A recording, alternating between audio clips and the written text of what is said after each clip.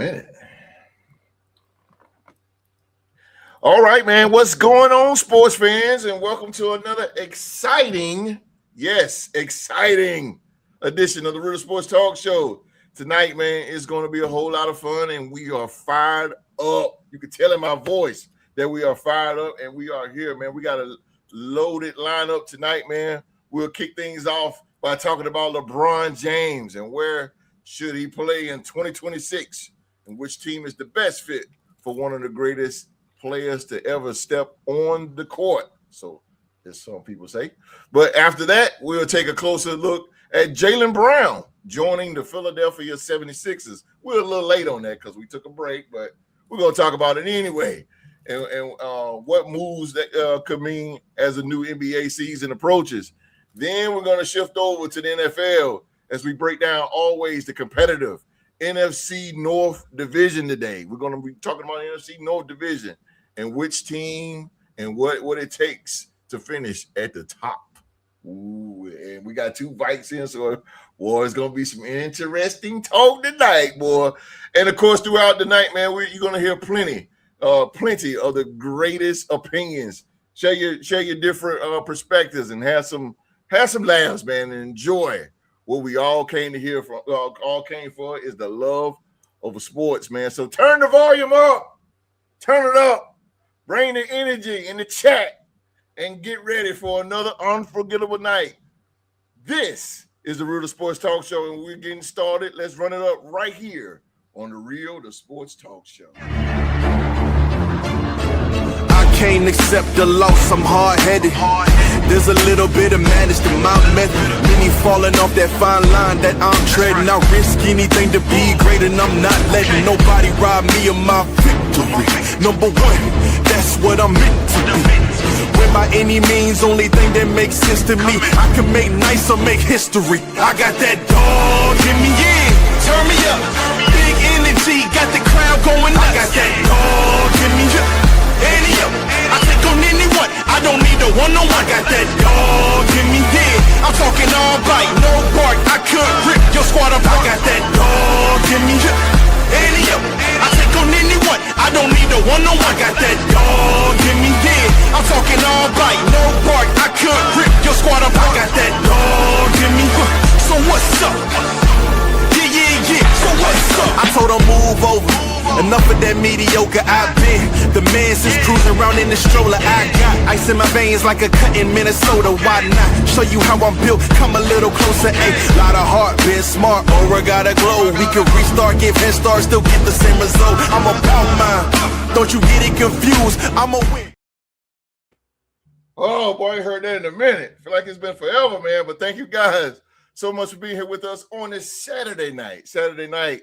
Sports fans from every corner of the globe, wherever you in the world you are, wherever in the world you are watching us from right now, man, we truly appreciate you spending part of your weekend with us, man. We hope each and every one of you had an incredible 4th of July. I know Supreme, I know Canadian, it's a regular day for y'all, but we hope you guys had a good fulfilled 4th of July with family and friends and some unforgettable moments and memories and all that good stuff, man. So hope y'all had a good holiday, 4th of July. Now it's time to keep the celebration rolling, man, because the sports conversation is about to come alive. We're the Sports Mafia, man. We need your energy tonight. Light up that live chat, man. Let us know where you're watching from, representing your favorite team, all that good stuff. While you're doing that, hit that like button, subscribe, turn on that bell for all notifications. Let's make this an unforgettable night. Not like Shalimar, but you know what I mean? But y'all don't know about that. They don't know about this Shalimar, bro. I know OG gonna catch it. I hear you, Howard. Yes, sir, baby. I know OG gonna catch it. Oh man. But for real, man, y'all hit that like, y'all get in the live chat, talk to us, man. If you don't, I have no choice but to sick the dog out on you. I will sick the dog out on you, boy. He'll get you. He will come get you, tap you on the shoulder. Well, man, but again, man, but it's time to introduce the crew, man. The crew that brings the knowledge, the personality, the passion every single time the airwaves hit, ladies and gentlemen. They are the voices that make this show what it is. They bring different perspectives and keep the conversation moving. As always, and they give you a reason to keep on coming back each and every week. They are my guys. They are the Real to Sports podcast panel. And we already know he may be Canadian, baby. He may be Canadian, but he down with us. He down with us, baby. Toronto Raptors, Minnesota Vikings. He is the host of Purple and Gold Bars podcast. Ladies and gentlemen, the man is always here. He is there. He's just everywhere. He's my man. But most importantly, he is Latino Heat. He is reigning supreme in the building. It's my dude right there. What's going on, peoples? What's going on, ladies and gentlemen? Welcome back to the show. You are kicking it with the Real to Sports crew.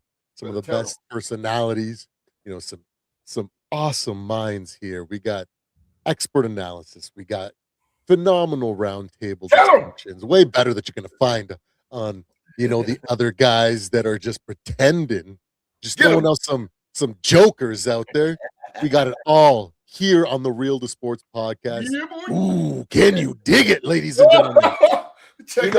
Hailing from the Canadian North. Come on, baby. Heat. Yes, sir. Your service, ladies and gentlemen. Let's go. Let's go, baby. That's my dude right there. Latino Heat, man. Oh, Latino Heat is in the building. Oh, man, I swear I hate introducing him because everybody know who he is. He's the OG. The OG is in the building, residing in Winston-Salem, North Carolina. And let me tell you, man, first thing first, man, thank you for your hospitality, brother. We had a great cookout at Q House on the 4th of July. Q always showed great hospitality. Beautiful family. Had a great time, bro. Had a great time. Thank you again. Each and every year, I got to thank you. No problem. Thank you again, man. Thank you, sir. You're welcome. You're welcome. But the man is too hot to handle and too cold to hold. He's a living legend, a Hall of Famer, representing the mighty Minnesota Vikings, standing strong. He is the legendary Q-Dog. All right. What's going on, people? Glad y'all able to tune in today. Like the host say last week, we was all hope everybody had a good 4th of July. Bro, I'm telling you, it was blazing hot last week. I almost fell out there trying to set the cookout, boy. I'm trying to tell you, boy. I hope y'all got plenty of water up in you, and as we go through this heat drought and everything, stay cool, stay hydrated. I want to shout out to my girl. She was the free. She came to the cookout and with the host and family. And we heard the host, and we sat down and we had wonderful conversation. Yeah. And we just enjoyed each other and had a good time. That's what it was all about. And so we're back. We're getting close to the camp in a couple more weeks. I hope y'all getting ready because the Vikings are getting ready, and we're ready. You're not on our schedule because it's going to be over for you. I'm telling you that right now. Yes, sir. So I'm telling y'all right now, get ready. We're about to get our TV drought is about to be over with. So just hang on in there for a few more weeks, baby. We're going to get some games. And September 13th, First Lady, you in trouble. Yes, I ain't forgot about you now. I got you marked on my calendar now. Yes, sir. Me and Latino Heat, we coming to get you. I'm telling you that right now. Yes, sir. We shopping up our horns right now. Yes, sir. I'm telling you, we're going to get you. I hope y'all enjoy the podcast today. Live chat. Come on in, baby. Do your thing. You know what I'm saying? Like I said, you're a part of this group too, baby. We love you. Come on in and share your ideas as we talk these wonderful subjects today. And just glad y'all coming in today, man. And, yes, sir. And y'all just be good, man. Yes, sir. Yes, sir. Yes, sir, baby. Boy, it got me football, boy. I can't wait, boy. I think half of the world can't wait to football. Last but not least, we got Duval, but the man resides in the DMV. That's the DC, Maryland, Virginia area, representing those crazy cats down south. The Jacksonville Jaguars, baby. Let me tell you something, y'all. Jacksonville is for real. If you don't like it, just here with it, baby. Representing the Jacksonville Jaguars, he is the NBA trivia champ himself. He is Mr. Rockstar Rock in the building. How y'all doing? Good evening, good night, good morning, wherever you are out there. It's World of Sports. I just want to give a shout out to my son Hunter. His birthday is coming up. It will be Monday. He'll be 11 years old. He's enjoying himself right now and on summer vacation in South Carolina. So I let him know I was gonna give him a shout out and things of that nature. And just big ups to everybody and keep moving forward. And keep allowing God to bless you. That's it, baby. No, that's right. I know that's the truth, bro. Rockstar Rock. Hey, happy birthday to old Triple H, man. I call it Triple H. Triple H. Happy birthday, yeah, man. man. Triple H, man. Happy birthday. Happy birthday. Yeah, man. Yes, sir. All right, man. We go to the live chat because it is popping. I told y'all, though, y'all hold on just a second. I got to get the VIPs first. Now I got to go to the other VIPs. Stillmatic. Stillmatic is in the building. What's going on? Honda. Stillmatic Honda. Oh, me and him talk, man. I already know he got some stuff to say tonight. I told him to bring all that energy tonight. He is here and live. Sheila Dupree is here. You already know. Sheila Dupree is here. She is here. Look, I told you, LeBron James. I told you, bro. We talk, boy. We talk. He ready. He ready, man. Salute to the panel. No doubt, man. Chelsea is in the building. What's up, Chelsea? Chelsea's in the building. Chelsea. Pittsburgh Steelers run the AFC North. Ooh. Oh, we gonna see, man. We gonna see. We gonna see. It won't be the Ravens, I'm gonna tell you that. Oh, it gonna be Baltimore. Due to the game. Where you at, boy? Where you at? Watch Please, out. just shoot me. No more LeBron James in Cleveland. Oh, yeah. What's up, Rob? You came back. I forgot you. Not Rob, but you got another name. Well, I just call you Rob. We'll just keep the thing like that. But thank you for coming back. I'm glad you enjoyed the last show, man. And thank you for coming. I mean, I said, man, I know you're a female. Got to get this. I'm all confused. I feel new, man. Taking a week off. Got to get the bearings going again. Got to get my bearings going again. F Squealers. Oh, Cleveland Brown. Yeah, that's right. You're a Cleveland Brown. Cleveland Browns all day, every day, and twice on Sunday. Come on, dogs. Come on, dogs. I only know one dog. That's that man right there. That's the dog. Said, Rob, you must be no, Cleveland Brown. Chelsea said, Rockstar, my birthday is July 13th, too. Oh, Chelsea birthday coming up. Right. Let's go. Chelsea's birthday is coming up. Turning the big 19. Oh, that's what is happy that? Birthday around July. The big 19 or the big 20? What is it, Chelsea? Yeah, I know Chelsea. She's super young. Cleveland Browns fan since 1965. Let's go. How old are you, dude? Yeah. Whoa, 60. Whoa, it take my glasses off of that one. 65. How old are you, bro? Let's go. Jesus. Okay. We got an old school up in here. Yeah, you're old school. Yeah. Okay. Respect the Browns. Okay. Sacramento, California is where you at. Sacramento is in the building. Sacramento, you all the way over on the West Coast watching us. Thank you, man. Thank you so much. Appreciate you. Yeah, man. When will y'all start rolling out your quarterback? Oh, shit. Oh, damn. Still back. Shalimar. For the love, damn. There it is. For the love of you, baby. For the love of you. Yes, sir. Shalimar. For the love of you. Yes, sir. Robbie. Things I'll always be true. Look at that. There go the dog. Let's see. It don't take that much. It don't take that much. I need a spark. That's all I need. It don't take that much, baby. Yes, sir. I grew up with 4 brothers, and I can't talk more crap than 9% of people. Get to these live chat. I'm gonna breeze through these. Oh yeah, a lot of them. Chelsea said she'll be 32. 32. Get out of here. No, 32. You're like 20.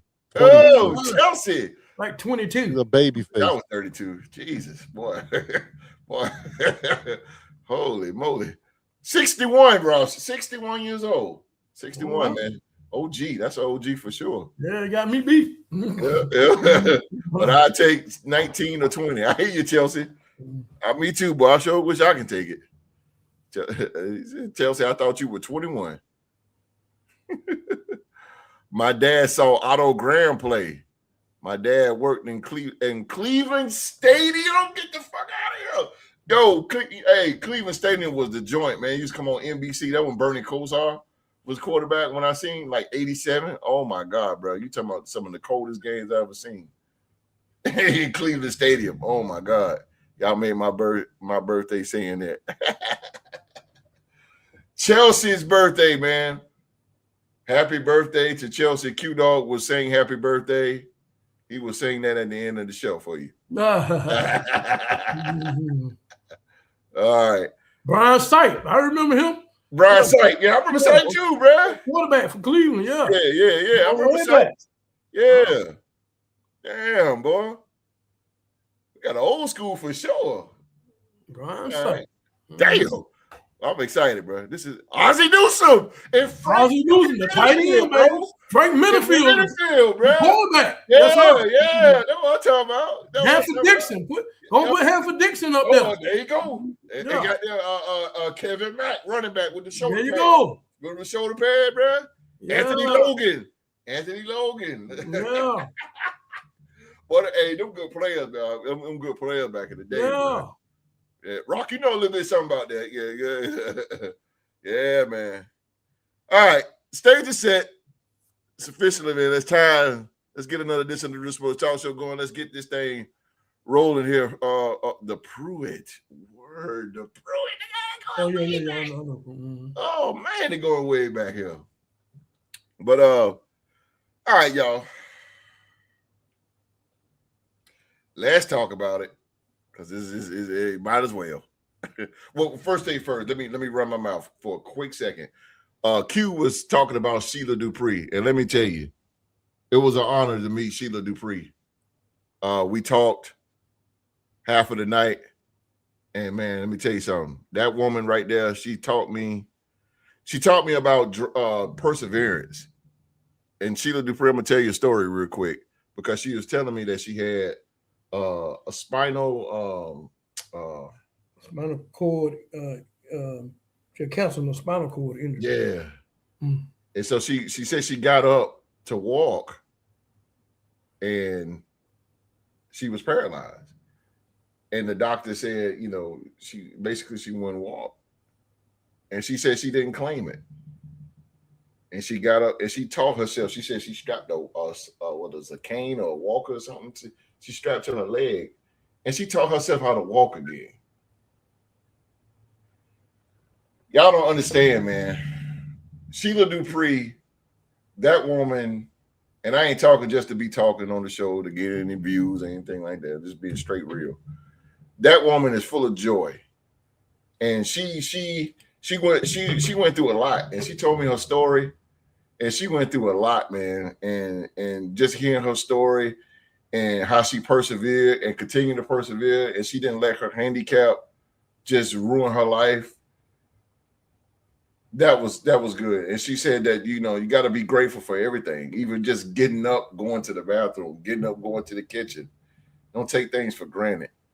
And I tell you, man, Sheila Dupree, she taught me a whole lot. She is a good woman.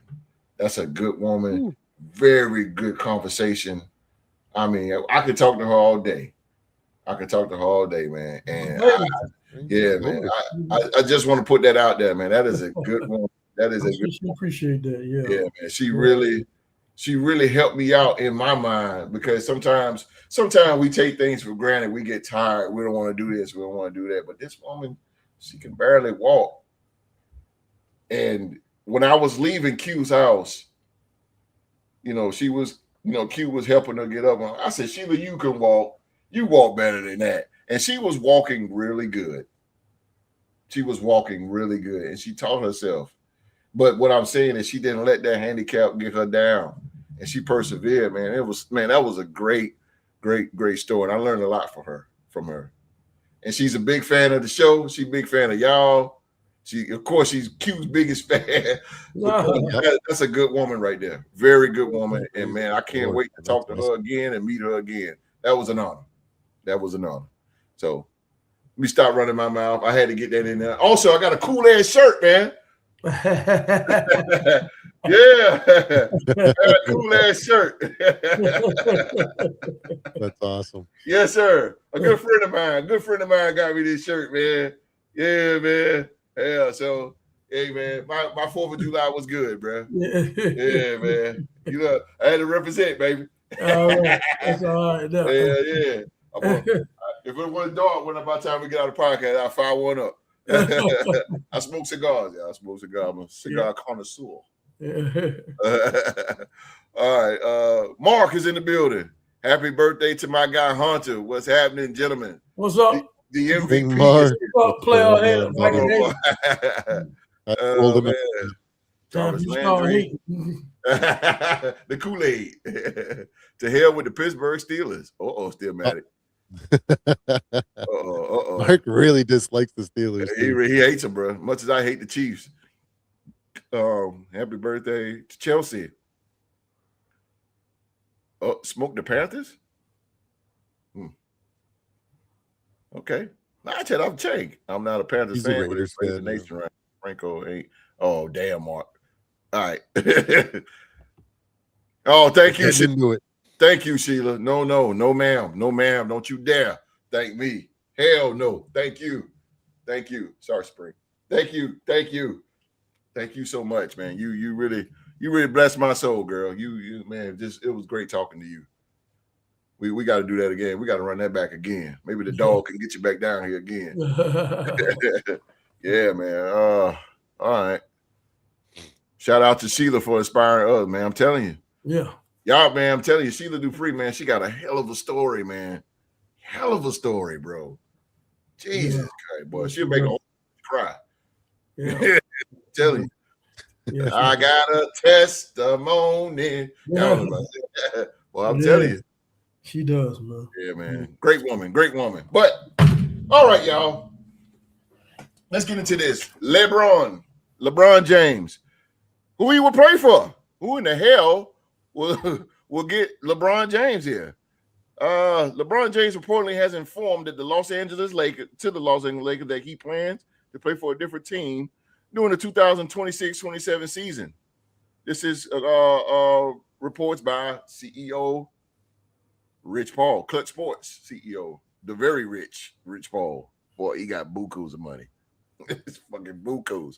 But anyway, James has played the last 8 seasons with the Lakers after signing as a free agent in 2018.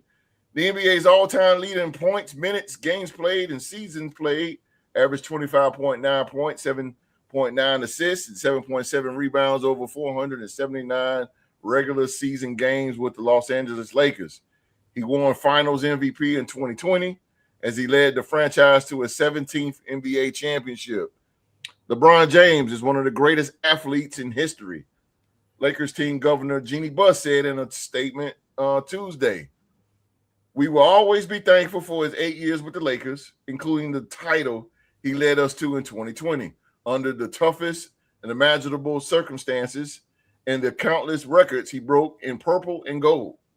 We wish him all the best in the future, both on the court and off. And he will always be a cherished part of the Lakers family." James reportedly has not yet decided where he will play for his record-breaking 24th NBA season in 2026 and 27. He can begin talking officially to new clubs after 6 p.m. on Tuesday when the league's free agent period opens. He will not be able to sign with the new team until the league's offseason is lifted on July the 6th. So this is a little bit old, but of course we took that week off. But here we go. So Oh boy. Boy, y'all do not like boy, the live chat do not like LeBron James. Holy shit. The hate is real up in here for LeBron James.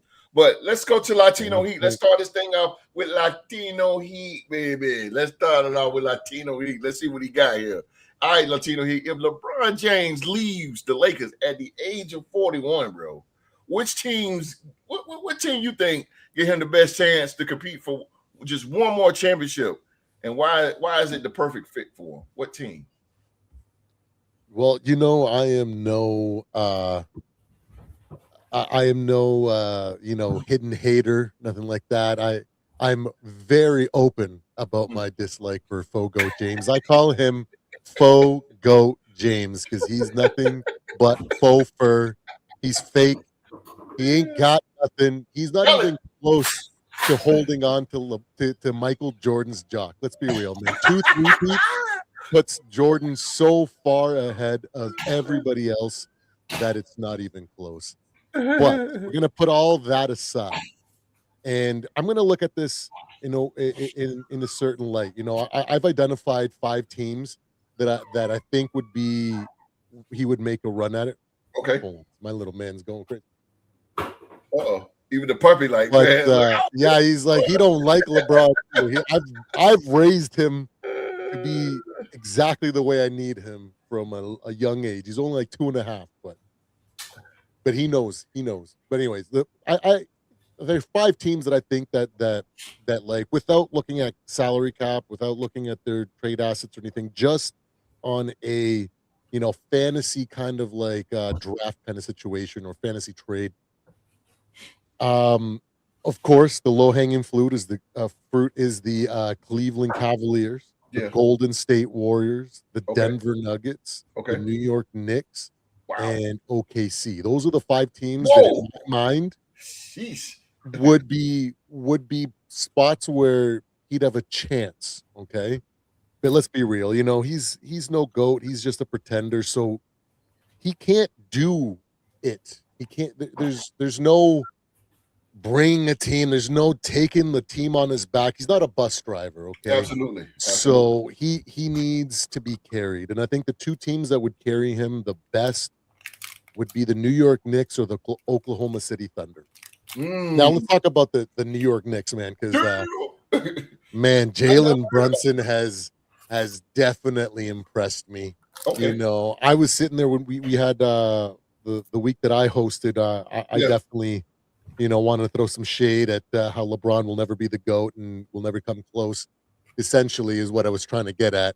Yeah. And I said, who is the next guy? I don't think the next guy may not even be alive yet. That's going to be able to do similar things or put a resume like Jordan did. 2 3-peats is just just out of reach. Out of reach, bro. Unheard of.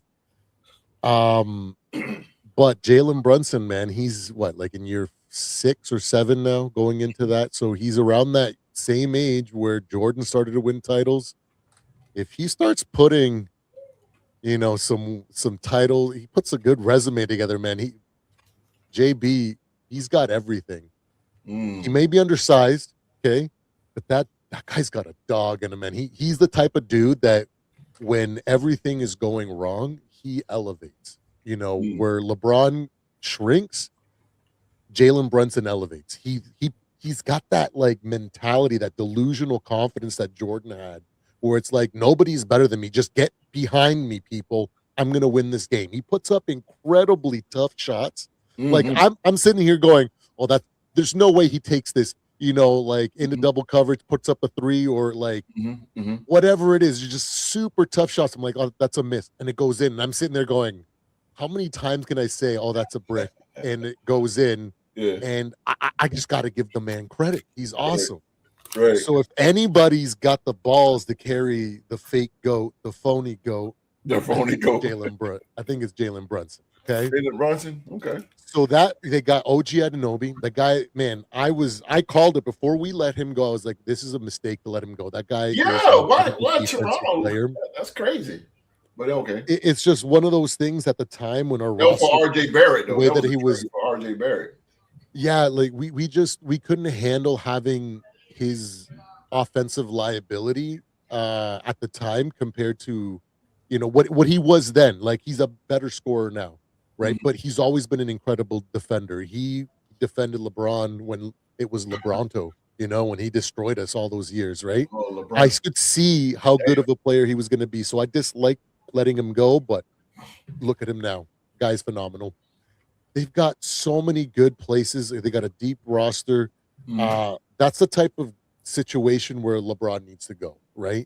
So my top pick would be the Knicks, because I feel like JB's got that dog in him to be able to carry a withered, aging LeBron.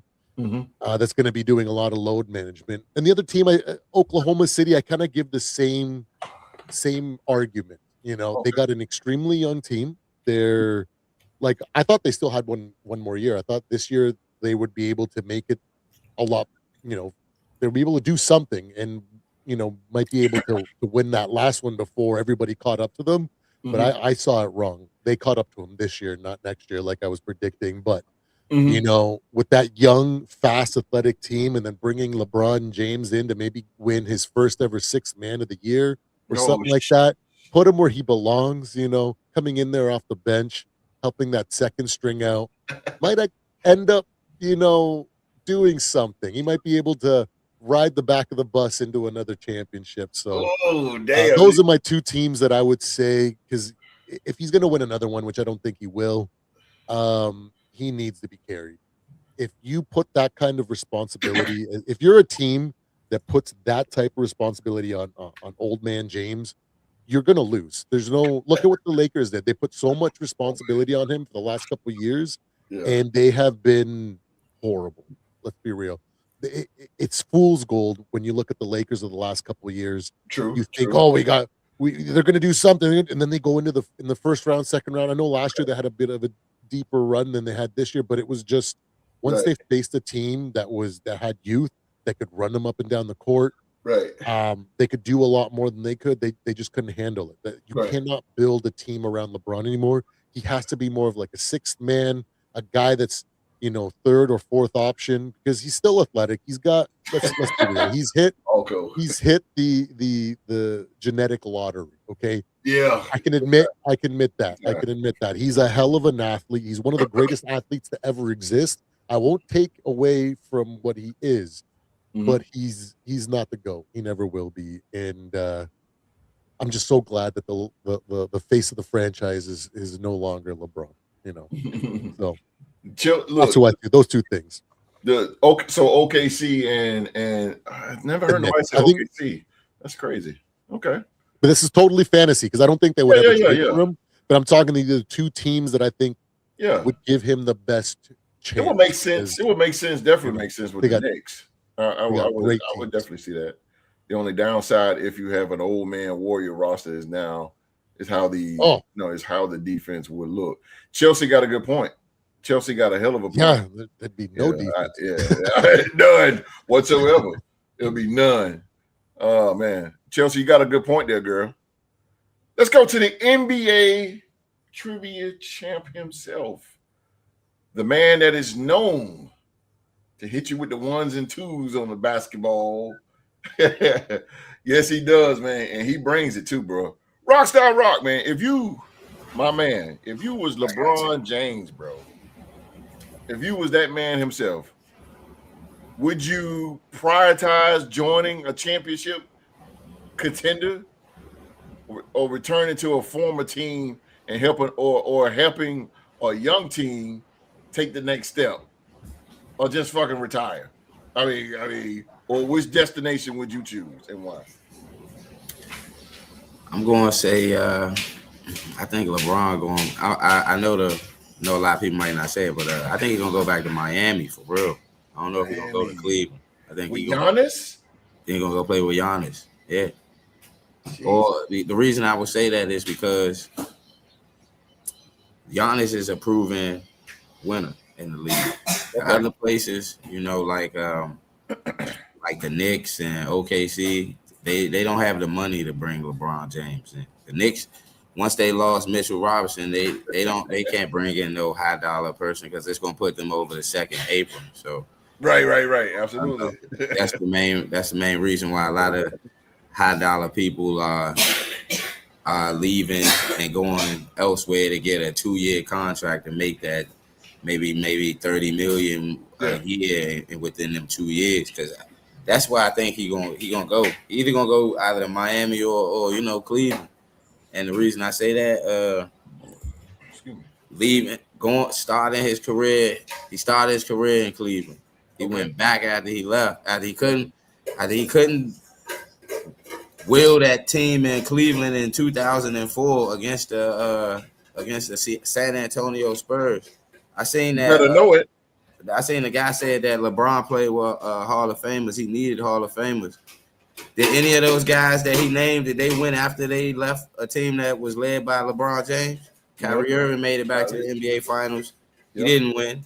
Anthony Davis is injury prone. And he won with they needed him just as much as he needed. He asked the organization to bring in Anthony Davis. He didn't go out there and say he needed him, but he asked the organization, hey, this man won out, go get him. Right. You know what I'm saying? And he controlled the NBA. I get it. A lot of people don't like the optics of it. And I can understand why, I can understand why Supreme feels some type of way, because they call Toronto LeBronto for what he did to them in the playoffs. Yeah.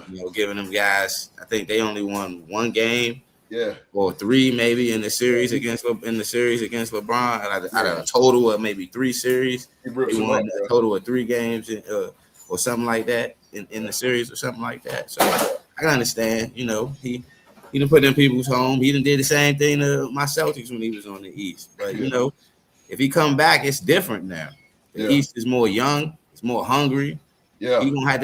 He gonna go to somewhere where he already gonna feel somewhat of appreciative. And then I don't know as far as with the logistics, if he gonna want to go all the way across country, and his family and whatnot is gonna be on the West Coast. So that, to me, I feel like if he wanted to go and win a ring, it would be either Miami or ending his legacy back home in the Ohio, Cleveland, Ohio, Akron area where he's from. So I know a lot of people want him to go to the Warriors, but I don't know how they gonna get through an 82 game season. That's what I'm saying, bro. Like, but they would be the most. They would be the most old, maybe the most old team in the league, but they would be the most experienced. The most experienced. So come playoff time, if the Warriors make the playoffs, they would be the most dangerous team. I agree. In the playoffs, in the Western Conference, let them get like a 6 seed against one of these young teams. I agree. And LeBron and Steph Curry in playoff mode. They gonna pick them young teams apart. I agree with that too. If that happens, don't feed into the narrative they old, but they're gonna be the most smart team out there and cerebral come playoff. I agree with Rock. I definitely come playoff time. You get to see that same team over and over again. So they gonna be able to pick team after the first game, depending on who they matchup is. They're gonna be able to pick that young team apart. But if they run into like maybe Denver or maybe Minnesota, I see Denver or Minnesota knocking a LeBron James and Steph Curry Warriors team out. But one of them young squads like Phoenix or Houston or something like, man, they gonna, even with Kevin Durant, LeBron and Steph Curry and them would get Houston problems. And Kevin Durant don't even want to be in Houston no more. He trying to go to Detroit. So bro. Oh my God, bro. I'm gonna leave that be. I'm gonna leave that be, man. Because that Kevin Durant thing, I heard about the same thing you said, Rob. Yeah. And that shit, man. And sorry, Supreme. All right, I'm gonna shut up. One quick point: if LeBron makes it to the Golden State Warriors and they make a deep playoff run, man, I'm investing in Bengay Band-Aids, Tensor wraps, because their stock is gonna skyrocket. Watching these old men play, they're gonna be like, "You're gonna have to," because they gonna get that young team out of there in full. Yeah, LeBron absolutely. In a back of Bengay, they get the 6th seed and play a third seed team that's young. Yeah, get out the way, little brother. That didn't have no injuries and made a breakout because not to say it, but the Spurs was that breakout team this year that was not in the playoffs and then got the second seed. Right. Mm-hmm. So them young teams do come up and get them high seeds. Yeah. They mess around and get them peoples in get them peoples out of there in 4 games, man. They ain't gonna need that Ben Gay and stuff gonna come towards the conference finals. That's not gonna come later, bro. They on the mission. Young teams will just run them into the ground because they'll just use tempo. Them young teams gonna want. The Warriors would have to like Q-Dog and Jose all the time. That 3-ball in the playoffs. If you playing a veteran experienced team, they gonna cook you. And that's what the Warriors did to my Boston Celtics in 2022. Yeah. We kept relying on the 3, because Tatum and Brown was young, and we had good veteran pieces around us, but they were still young. They relied on long shots, and not being super aggressive. Yeah, you go. It's gonna play right into what them veterans want. You ain't gonna be aggressive, all right? You said something too, Rock. You said playoff mode. Yeah. When you said that shit, I said, okay, yeah, I know what you're talking about now, because Steph Curry, when he get in that playoffs, bro, he a whole, and LeBron too. You gotta give him credit though. Chelsea said we are talking about cards we'll have to go in their favor to make it. Offense would be 100, defense 50-50. Okay. I know y'all seen those clips of LeBron after games immediately in recover mode. Shit. Can't wait to get overseas when the season gets over again. All that illegal stuff. When they played against Carmelo back in the day. Everybody used to have ice baths when they played. You ain't kidding, bro. Go to state go to states over 40 men's league. Say it now. Yeah, that's what I'm saying. No boy get in the LeBron and Steph get number 5 together. That shit gonna be ugly though. But I get the optics though. People don't want to see them. I'd rather see them not win this joint when they last. They last ring together. I'd rather them see them on the opposite end. Like at least they need a finals appearance against both teams and whatnot. Yeah, but I already know. Y'all, ladies and gentlemen, y'all ready to get your laugh on, because I already know. Me and the dog talked about this. Me and the dog talked about this, and Q. If LeBron James. Because you're a Lakers fan. Yeah. If LeBron James is really leaving the Lakers. Is he really leaving the Lakers? No, if he's really leaving, like if he's really leaving, would you rather see him join a legitimate championship contender or just retire as a Laker? Which choice best protects his legacy? I think he should retire as a Laker. Okay. It's the NBA, man. It just done got terrible. I just feel like, I'm looking at the long run. I mean, looking at 5, maybe 10 years down the line, and when we start to talk about the greats and everything, I mean, this man is a team bouncer. You know what I'm saying? I mean, this man's a team bouncer, man. I mean, the greats before him, Kobe and Jordan and Larry Bird and the legacy they built in championships. They playing the battles against each other. Kobe, and Shaq, Tim Duncan, and Parker and all those guys, man. Then came LeBron with his jumping around. He started all this crazy mess with these players, man. So he started all this stuff, and then ever since he started that, the NBA has been whack. It's just been whack. And my thing is, man, I'm not gonna get too much into this. I really don't care nothing about it. I'm really tired of seeing them. Really, I mean, because once a man have done all the things that he's done, I mean, come on now. We start to look at the achievement that he had. I mean, there's nobody around there that can even come close to it, because they haven't really been around in the league that long. And those numbers and the way he got that bar so high, I don't think nobody can touch it. I mean, you can ride out in the sunset. Right. But I don't know if you bounce to another team and it's like, here we go again. You bounce to another team, and what are you trying to do? Are you trying to go to all NBA teams to win the championship? You're gonna try to live to be 100 or something? I mean, what are you trying to do? You know what I'm saying? I mean, you want to bring a championship to all NBA teams? If that's the case, then you go get out of trap.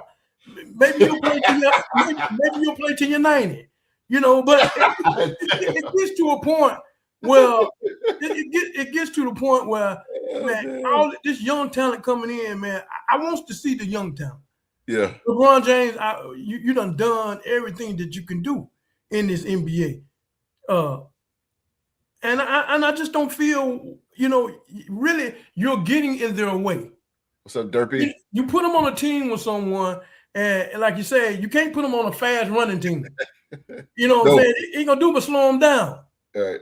You know, you put him coming off the bench or whatever. You know, he can give you that. He's going to be good for playoff experience. He's going to wants to know what's the Chelsea said. Q-Dog wants to know what's the end goal. I mean, I just can't be the GOAT. So what is it? Yeah, what is it though? Why are you still playing, bro? I mean, 24 years. I'm just it to me.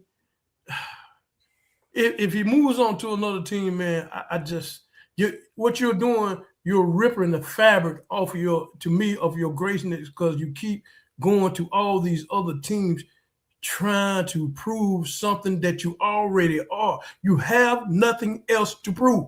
I agree. You have nothing else to prove, man. If you go somewhere, you don't make or whatever, it's a waste of your time. You already done been there. You done met your NBA championship, multiple NBA championships. You done win championships everywhere you went. So I guess that's what you're trying to prove. You go to a different team, because I done won championships everywhere I went. But my thing is that at your age, you got the young players coming in, man, and then, you know, like, you're going to be the focus. And that young player can't be the focus because of you and the time you played in the league. And you could take us, put us on the basketball court. All us with some young guys. Yeah. You know, and we've been around and we got experience and all this and stuff like that. But we basically will be getting in their way.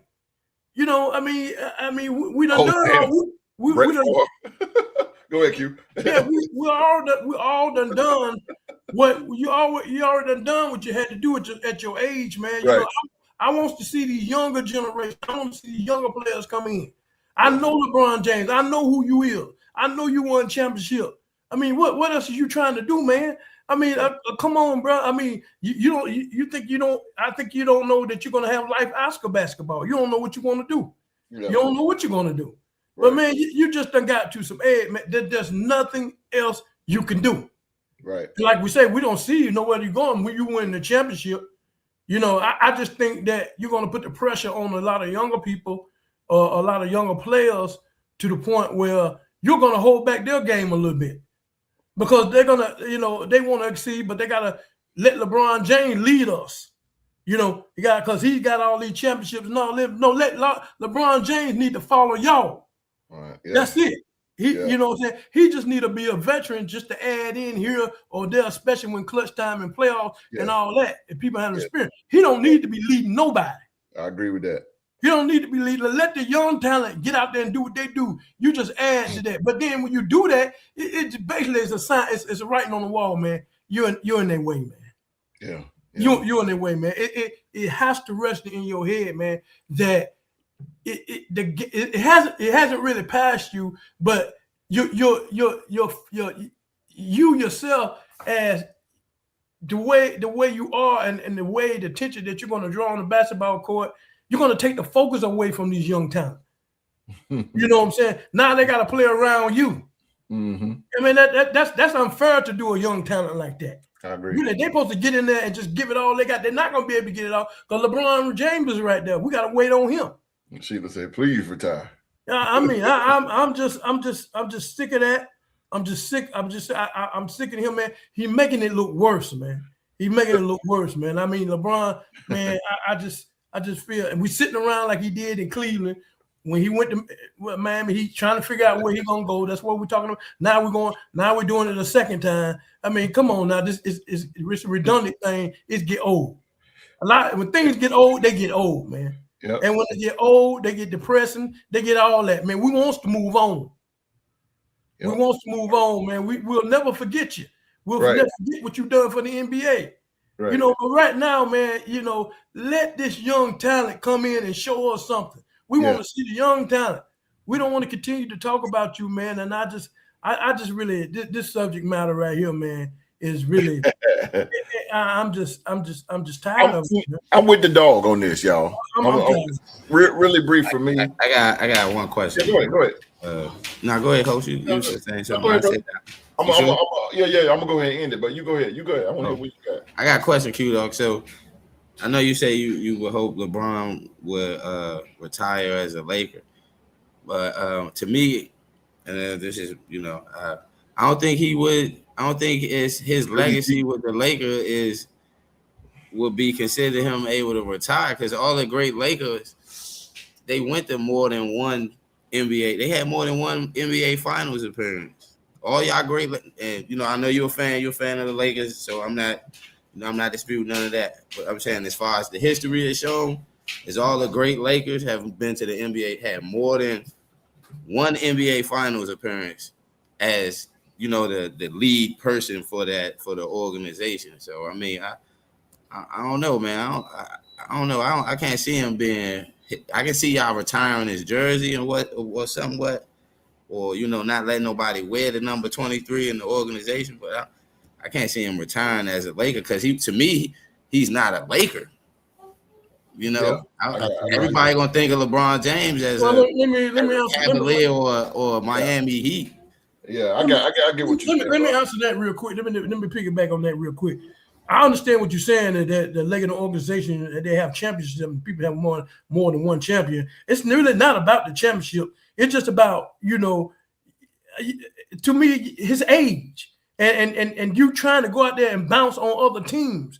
You know what I'm saying? If you just want to stay and continue and play, just go ahead and play with this last team right here. Just give it another shot. Just run it. If you win one, you win one. You don't, you don't. Don't go nowhere else trying to build and get them a championship. You're putting too much on yourself, man. You at your age, you right there with your son. You accomplished that with your son. You got your son there, man. What more the fuck do you want to do? You know what I'm saying? I'm trying to figure out. You know what I'm saying, man? You going out, and when you go out and do things, you making it worse. You're making it worse, man. The people who do like you and think you're LeBron Brand, one of the greatest and everything, now they're starting to like, oh man, he moving around too much, man. I'm that, and I mean, you know what I'm saying? And it's like, you're tarnishing. You're not gonna ruin your legacy, but you're putting some stain on it. Yeah. You put some stain on it, man, by doing what you're doing, man. You great what it is. You good where you at. You accomplished the most important, the most extravagant goal that nobody will ever accomplish by getting your son to the NBA and on the same team and playing together. That probably will never happen again. Mm-hmm. That will never happen again, man. So that's what you wanted. You wanted that. You wanted to hang around for that. You got it. So once you got that should be it. That was your own blood son playing with you. So that should give you a sign right then and there. Son, you played with me. We played in the backyard. You baby and played on the little kiddie goal and the backyard goal. And I got you here with me and you're playing with your pops. And we played 1 year together. That would send me off on the sunset right there. Yeah. I done played with my son. Now it's time for me to let him go ahead on handle. Let me move on. Yeah. You know what I'm saying? Unless you're trying to make room for your other sons and all this, I don't know, man. It to me, it's just getting a little too ridiculous, man. I'm not trying to keep up with it. I don't care. I don't care. I don't care where he goes. I'm not gonna pick a team where he goes. I really don't care. I'm tired of it. Really. I agree with you. Because here it is. Preserve his legacy a little bit more than just to. Jump to another team. Absolutely. And he is LeBron James, like and Q right as hell, man. And Philly G, what's up, Philly G? Shout out to Philly G. And Philly G's in the building. He said Q was right. He showed leave and honesty. He could just sign with Cleveland 10 days and then retire. That's exactly. I am not a conservative. Okay, but one last thing on LeBron. This is kind of a sad situation, because this is what happens when you have hit the genetic lottery, and he goes overseas in the off season, and he goes to Sweden, goes all these places, Denmark, where they do all these like stem cell stuff that they don't allow here in North America, and he gets it out of his system so he can test. And on top of that, we already know that Chael Sonnen said, hey, we both have the same steroid guy. So this is what happens when you use gear to get you to this stage. You can't let go. You want to continue chasing because you feel like you can still compete, but it all comes from a bottle, or it all comes from some sort of procedure in the off season that kind of restores his body to a certain level, but it's never going to be like it was when he was in his prime. I agree. And it's a sad thing to see. And I've been saying this for a long time, that for at least a decade now, that whenever LeBron retires, he's going to settle somewhere around 15 all time. I don't think because the next few generations, they're going to be so much more statistically efficient in how they play basketball. And because of modern training, modern medicine, they're going to start playing for 20 years. Yeah. And they're going to put far better stats up than LeBron. So as a result, he's just going to drop just by the nature of statistics. Right. And he's going to settle somewhere like 15 all time. But then when you look at Jordan, his stats, his accolades, his accomplishments, the man never played in a game 7 in the finals. It's never happened. Right. Like you don't put up that kind of perfection and lose that. Like that's something that, like, what he has done is protected him from dropping like other previous GOATs. That's the thing. He just isn't going to depreciate like others because of his greatness, what he's done. Not to mention, when you sit back and you listen to the stories that these players have, it's like, man, Jordan freaking thought I said something to him on the court. I never said anything. And then Jordan on the sidelines, this mother talking to me like he knows something, and he just goes into another mode. We haven't seen that, and the closest we've seen that since has been Kobe.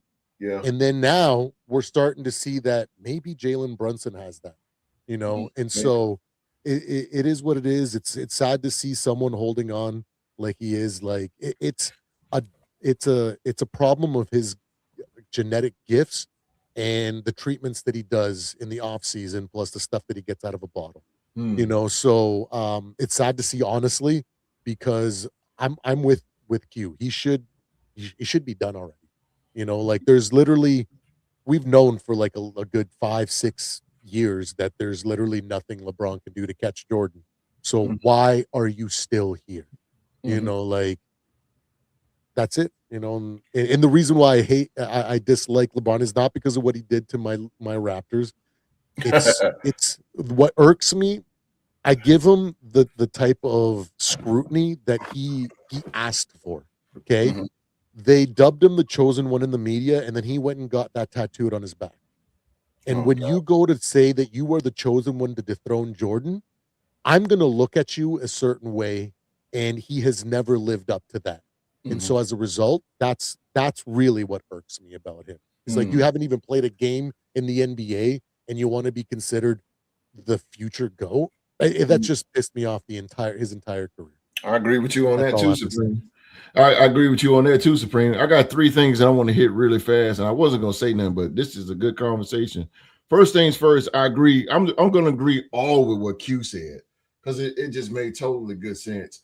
The first one is, I think he should stay. If anything, if you're going to play again, stay with the Lakers. Because truth be told, come on, y'all, let's keep it real out there. Real Sports Mafia. The Lakers finished 4th in the Western Conference last year. 4th. It ain't like they was trash. They finished 4th. So if anything, why not stay with this team and just build something? Like just stay there and build. You'll be a dumbass to leave, and then let's say the Lakers win the NBA championship. Oh boy, who got the egg on their face? But I mean, they was 4th. They're a pretty decent team, the Lakers were. And but okay. And then 2, I am so listen, this Miami Heat thing is not going to work. Let me tell you why. 2 divas can't play on the same team. I'm talking about Giannis and LeBron. Those 2 guys get what they want. Those are 2 egos. That is not going to work in Miami. So y'all can get that out your mind. He is not going back to the Miami Heat. It's not going to happen. Giannis, exactly. And Giannis gets what he wants, bro. Look, y'all see his sorry brothers is down. He got them signed. You think Bronny James, like you said, Bronny James got drafted by the Lakers because of his daddy. He got David Black fired. LeBron James did. Tyronn Lue came in, and then all of a sudden, pow, they won an NBA championship.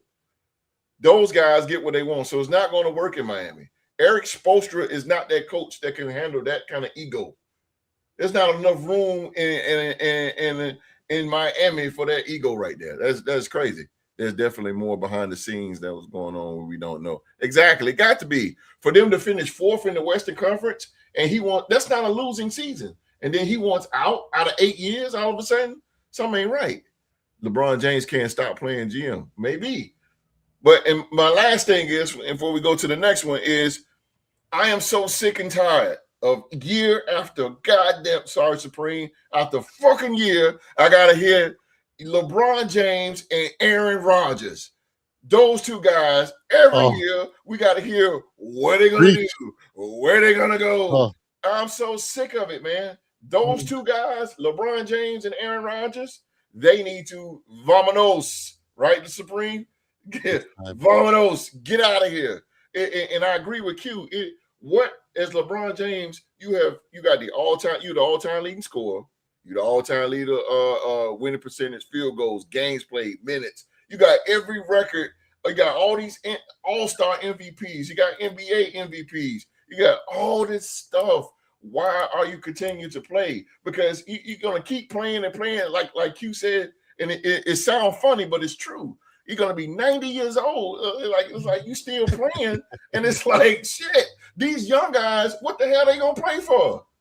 So it's a guy here that want to be all-time leading scorer too, but how the hell he gonna get it when this guy's still playing? Come on. Records are meant to be set and broken. Right. Kareem got all-time leading scorer, and he got out of there. Yeah. Robert Ory got 7 NBA titles, and he's out of there. He don't need no more. Right. So he got 7. There's no way that you can try to chase a record when you got somebody that's currently holding the record still playing. That's what I'm saying. How can you get there? How can you get there? Yeah. What are these kids going to be playing for? Nothing. It's sickening, man. It's sickening, man. Like, I'm being petty. Now, the way you said, like how y'all just said it, though, it's got a little pettiness to it. It's petty as fuck, man, because it's like, man, you want how can look, let I'm gonna say this, I'm gonna shut up. Bronny James would never be all-time leading scorer because his daddy. Well, you gotta play the 50. So that's the bar. Just the way that he puts buckets in, yeah. Exactly. Chelsea put 6 points a game. Chelsea put LeBron James as the Brett Favre. Brett Favre was the leader with Tom Brady before Tom Brady, but Brett Favre was the leader in touchdowns. But look how long Brett Favre played. That's what I'm saying here, bro. Like they'll never get there. Bill Russell, thank you. Bill Russell got 13 titles and he left. Come on. How can we expect these kids to succeed? What are they going to play for? Nobody will never get the all-time leading scorer ever. This Earth, Armageddon, whatever Judgment Day, whatever you want to call it, it's going to happen. And with LeBron James, after all this Earth explode or whatever the case may be, we dead and gone. It's always going to be LeBron James at the top. Retired, 46 years old. It's just ridiculous, man. Like, come on, man. Come on, man. I never seen a U-Haul behind a hearse. You can't take this shit with you, LeBron. Let it go. Let it go, man. Yeah, I'm talking to you, LeBron. Let it go. Leave it alone. Let these kids, let these other guys, Kevin Durant, leave it alone. Damn. Back to the program here. Next. I compared LeBron to Brett because Brett Favre didn't know when to hang it up. He tanked at the Jets. Yeah, I think he did tank a little bit at the Jets. And then he almost took us to the Super Bowl, except he for those did freaking gosh darn Saints, man. That Bounty Gate took that. Yeah, destroyed that season. That Bounty Gate on y'all, boy. Yeah, that was crazy. But yeah, man, that's what I'm saying. Aaron Rodgers and those two, man, get the out of here, man. Get out of here. All right. Let's go Jaylen Brown. Again, y'all, I know Jaylen Brown. I know this done been gone or whatever. But I mean, it was hot, and again, we took a break last weekend, but we're gonna hit it because it's still a little trending a little bit, but anyway, the Boston Celtics have traded Jaylen Brown. Y'all already know to the. Chelsea said LeBron is the Brett Favre, Russell Wilson. I don't know about Russell, but definitely Brett. You don't get it. He is whining about playing with his son. See, wherever he go, Bronny's gonna go. Trust me. Mm-hmm. Just like Giannis and his sorry ass brothers. Everywhere you go. But anyway, the Boston Celtics have traded Jaylen Brown to the 76ers for Paul George. What? 2 for. Hold on, y'all. Hold on, bro. Hold on. Paul George, bro. What? But okay, all right, y'all. Playoff Pete. I ain't gonna say nothing. I'm gonna let y'all kill that. Bro. What you mean? No, Russell Wilson don't win the. That's true too, but Russell ain't win jack. He ain't do nothing. I get what you said though, Chelsea. He need to sit down. He's sitting down now though. He in the booth. Now. He gonna be the next Greg Gumbel. But the 76ers for Paul George, man, 2 first-round picks and 2 second-round picks. The deal was first reported by ESPN, blah, blah, blah. This is what the Sixers get. They get Jaylen Brown. The Celtics get Paul George. The 2028 first-round pick. 2031 first-round pick. 2028 second-round pick. 2030, what the hell? 2030 second-round pick. That's it. Rockstar Rock. I know that's your squad, but what in the Sam hell is going on with Brad Stevens? But it's more than inside. So I'm going to start with you because you're the Celtics fan, and maybe you can give me, the podcast panel, and the Real Sports Mafia out there that's watching, what's going on in the camp of the Celtics? Because truth be told, y'all are the laughing stock of the NBA with this dumbass trade. But my question is, because you're a lifelong Celtics fan, how difficult would it be to watch Jaylen Brown in a 76ers uniform? And do you believe Boston made the right decision if this trade helps reshape the franchise for the future? Well, I feel like this was the situation was really out of Brad Stevens' hands as far as it was out of Brad Stevens' hands as far as trading Jaylen Brown. See, a lot of people are looking at we traded Jaylen Brown for Paul George and the picks, but we actually was trying to trade Jaylen Brown for VJ Exum and the picks. So they were. You can only make a trade with equal partners and situations like that. And the ownership put the pressure on Brad Stevens to move Jaylen Brown because Jaylen Brown was up for an extension. Right. The new ownership didn't want to pay Jaylen Brown $141 million, and these new owners are looking at analytics to evaluate players that they're going to pay. And our old ownership is the ownership that gave Jaylen Brown and Jason Tatum their extension. That Jaylen, that's a man's money. I'm not going to speak on it, but then things of that nature. But going into the off season, I guess the ownership didn't like how he came. I agree, Chelsea. I don't think the ownership liked how he came out and spoke and things of that nature after we just played in a playoff game. It's a lot of optics, that played into it. And we tried to look at trading him to get more value to other teams. But other teams looked at that analytic evaluation of him being somewhat the 7th best player on our team, or they looked at how he performed in the playoffs with this, the plus minus situation. Mm-hmm. So that kind of lowered his actual trade value in the certain aspects of everything, with them the behind the scenes of owners and GMs trying to do a deal for him.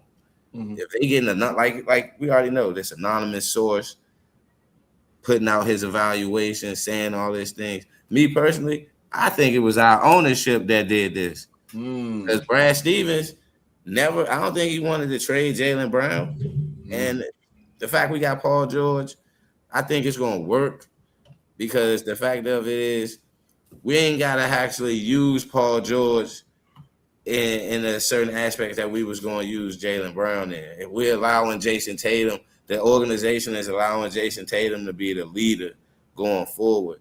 And it's nothing wrong with the fact that, that these two guys didn't have a genuine off the court relationship. They had a working relationship and hung out when it was conducive to what they were doing in their respective lives. And to me, I'm not rooting for Jaylen Brown to fail because he went to Philly. I'm not rooting for Jason Tatum to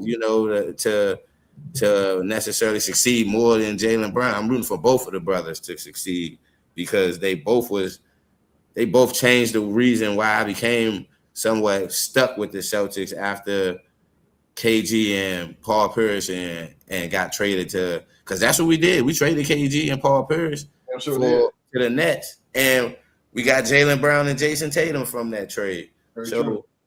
The optics is there, and that's always going to be there. Yeah, it was on paper, it's always going to be considered like one of them worst trades. But at the end of the day, Philly win a championship and Boston win a championship, people ain't even going to care about this trade. So that's my mentality on it. The players got to go out there and prove it. Mm-hmm. We can feel as much as we want about the trade as anything. Like, I was on Bleacher Report in the Boston community, in the Boston Forum. I'm a member of the Boston Forum on Bleacher Report. Okay. These people in there dividing the goddamn dividing the franchise. You got Team JB, Team Jason Tatum. And I'm sitting here like, so y'all trying to put these two people against each other. Yeah. Y'all don't even really know these dudes in real life. I agree with that. You know what I'm saying? Y'all rooting for both. Y'all rooting for Jason Tatum. You got people rooting for Jason Tatum to fail, and you got dudes rooting for Jaylen Brown to fail. Yeah. And I'm sitting here like, that is true. You on social media. Like, what's the point? I agree with Rob.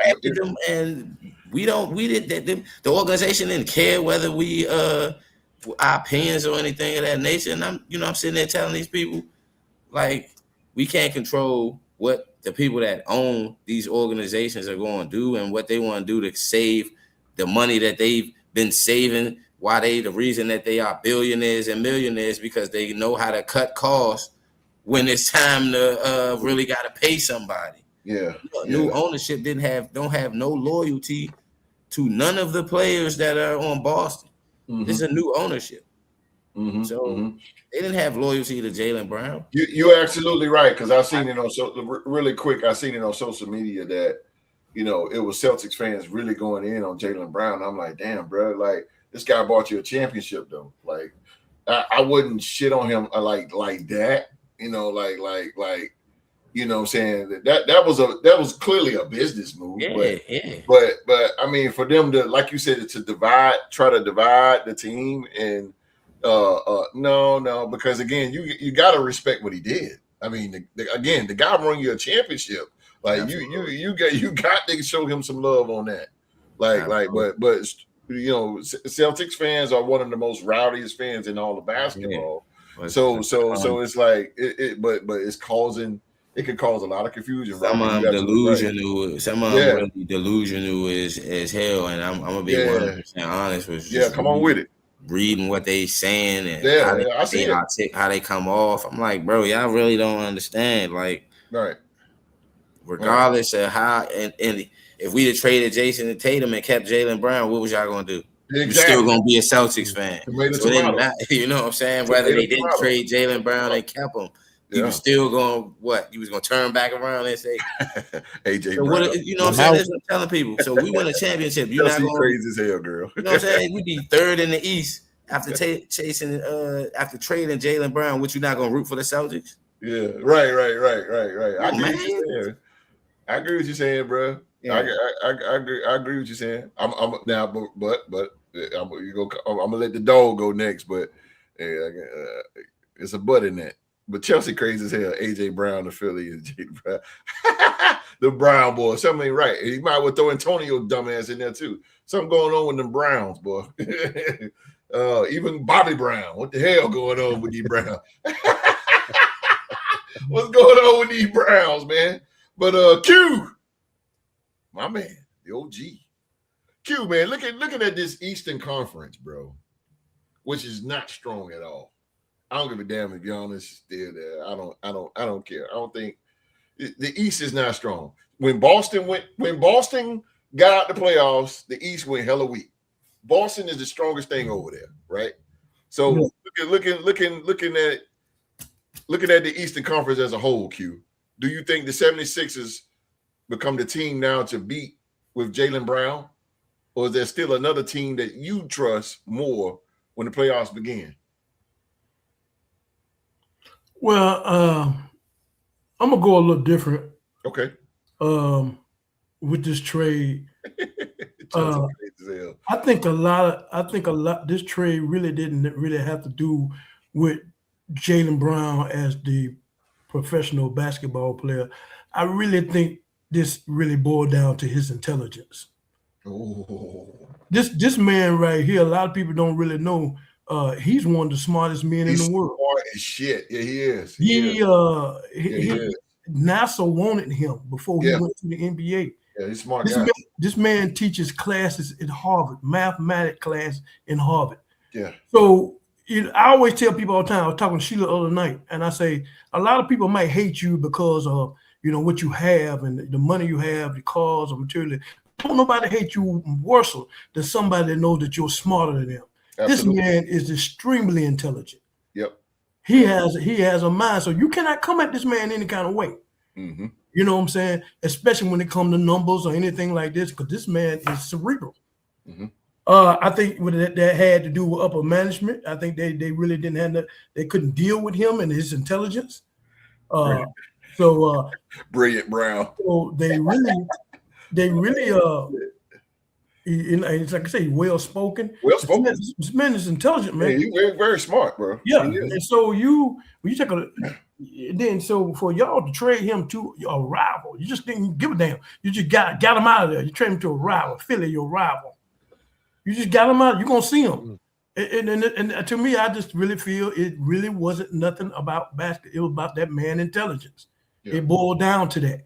He was smarter than them. Yeah. And they didn't like it. Yeah. They didn't like, and he voiced his opinion with his intelligence, mixed together, and that was just too powerful for them. They had to move him. Yeah. They had to move him out now. So that's what it was to me. They might not say it, but deep down, I think it was.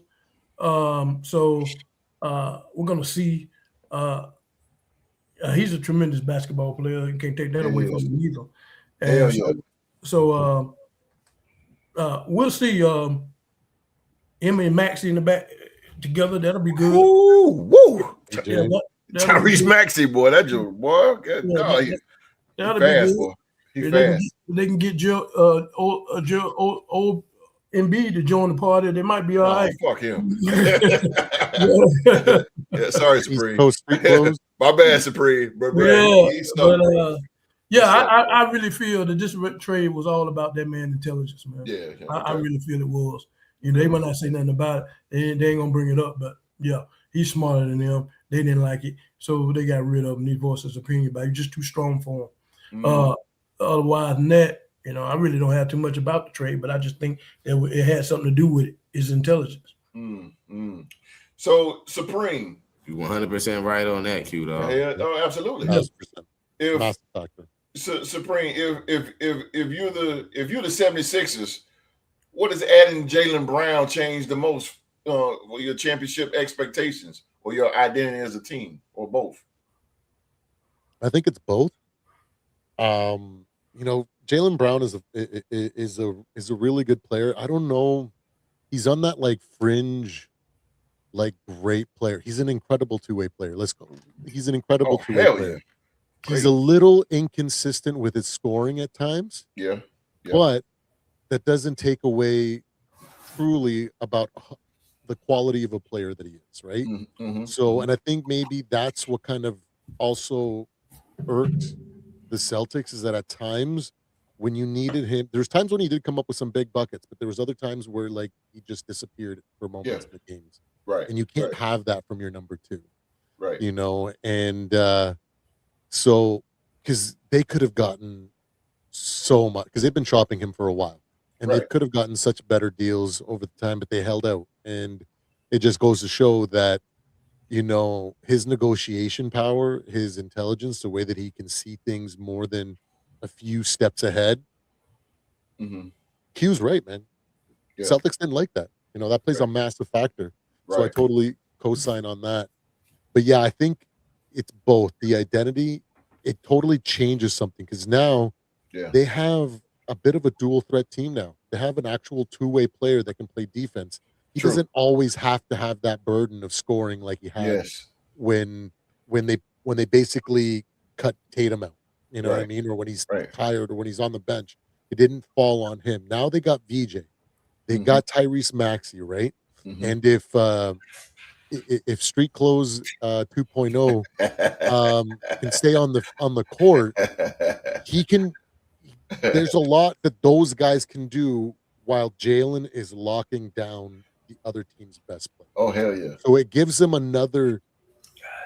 it's just a different team now. As much as you want to criticize, what they gave up or this and that, like who won, who lost, I think it's a phenomenal trade for the Sixers, because they get a guy that at their core changes everything and gives them an aspect of their team that they desperately needed. Because there were moments last year where they started off strong. They went I forget how many games in a row they started the season, and they were like top 2-3 team in the league. And then they lost a bunch of games because in moments they couldn't shut down defensively other teams. They didn't have that one guy to be able to put on the opposing team's best player, and if they couldn't stop the bleeding or at least mitigate it a little bit, they didn't have that. Playoff P could definitely not do that. And now they got that. So their identity is forever changed, and probably far better, like in a way better direction than they were before. As a result, it is a direct reflection on their championship aspirations, because now you don't have an excuse. You can't be like, well, we don't have the defensive prowess, so like teams can just outscore us. Teams can be more physical with us. They can put us out of here, and then they can put us away. We just can't, now that's like, no, you got everything now. You got an incredible center. When healthy, he's one of the best centers in modern basketball. You got Tyrese Maxey, which is a walking bucket at times. VJ is a heck of a young player, man. That kid impressed the heck out of me last year. Yeah. And now you got a guy that can come in there that can literally lock down anybody.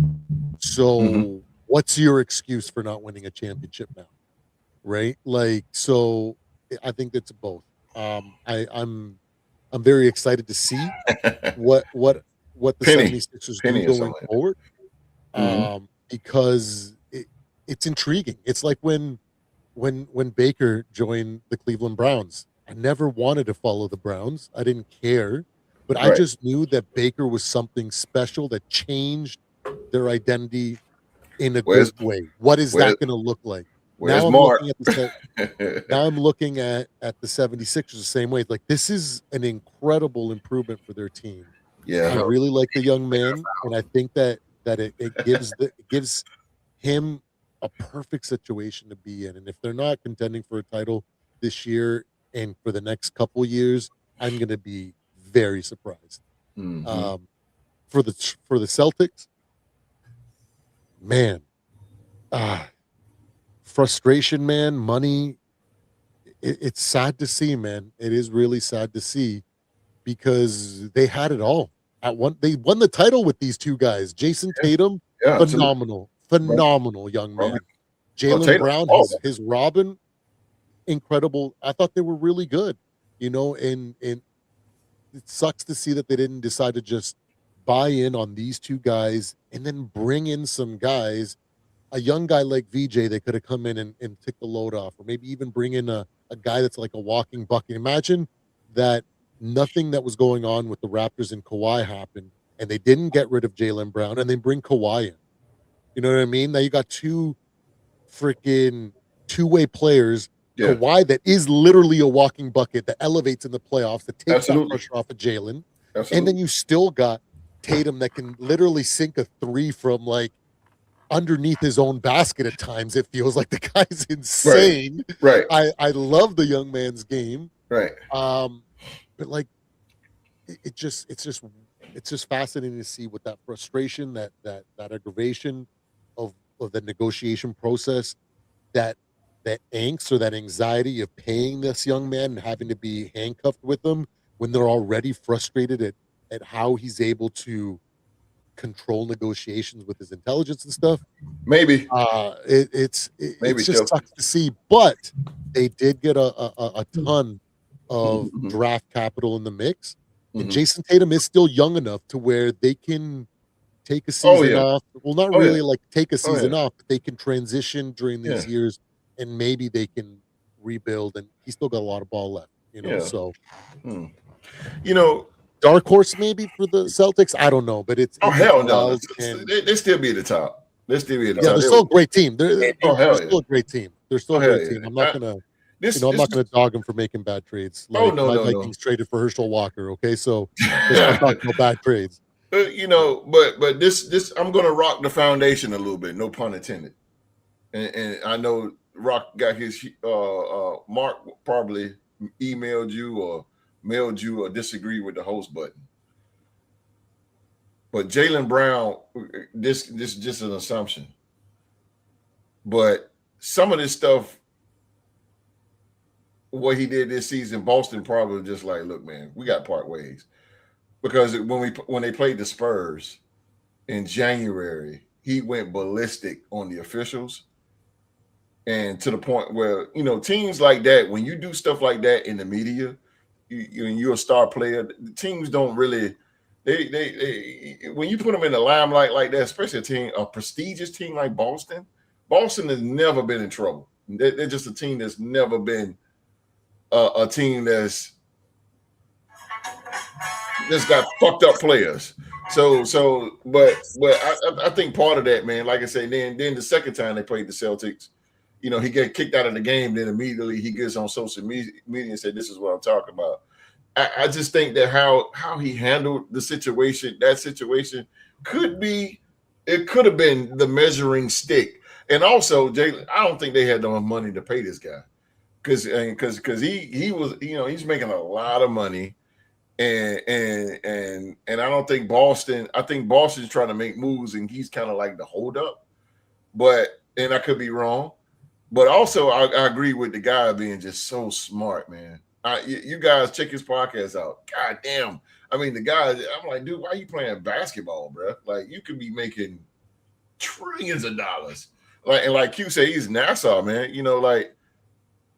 Chelsea said is that true though? Because Bird was a trash talker. No. What I mean, Chelsea, is the antics Jaylen Brown did, as far as taking his jersey off and just wilding out like that. That could have been the measuring stick for him to get out of there. I don't know, but when you do stuff like that, it maybe because the new ownership, like I said. Yeah. He's probably frustrated with the like you said, with the ownership. So I mean, I could be wrong on that, but but let's talk about something real quick though. Paul George, bro.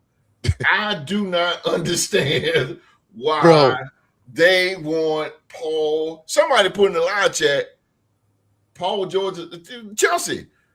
Paul George, a great fit. Paul George is not a great fit with nobody.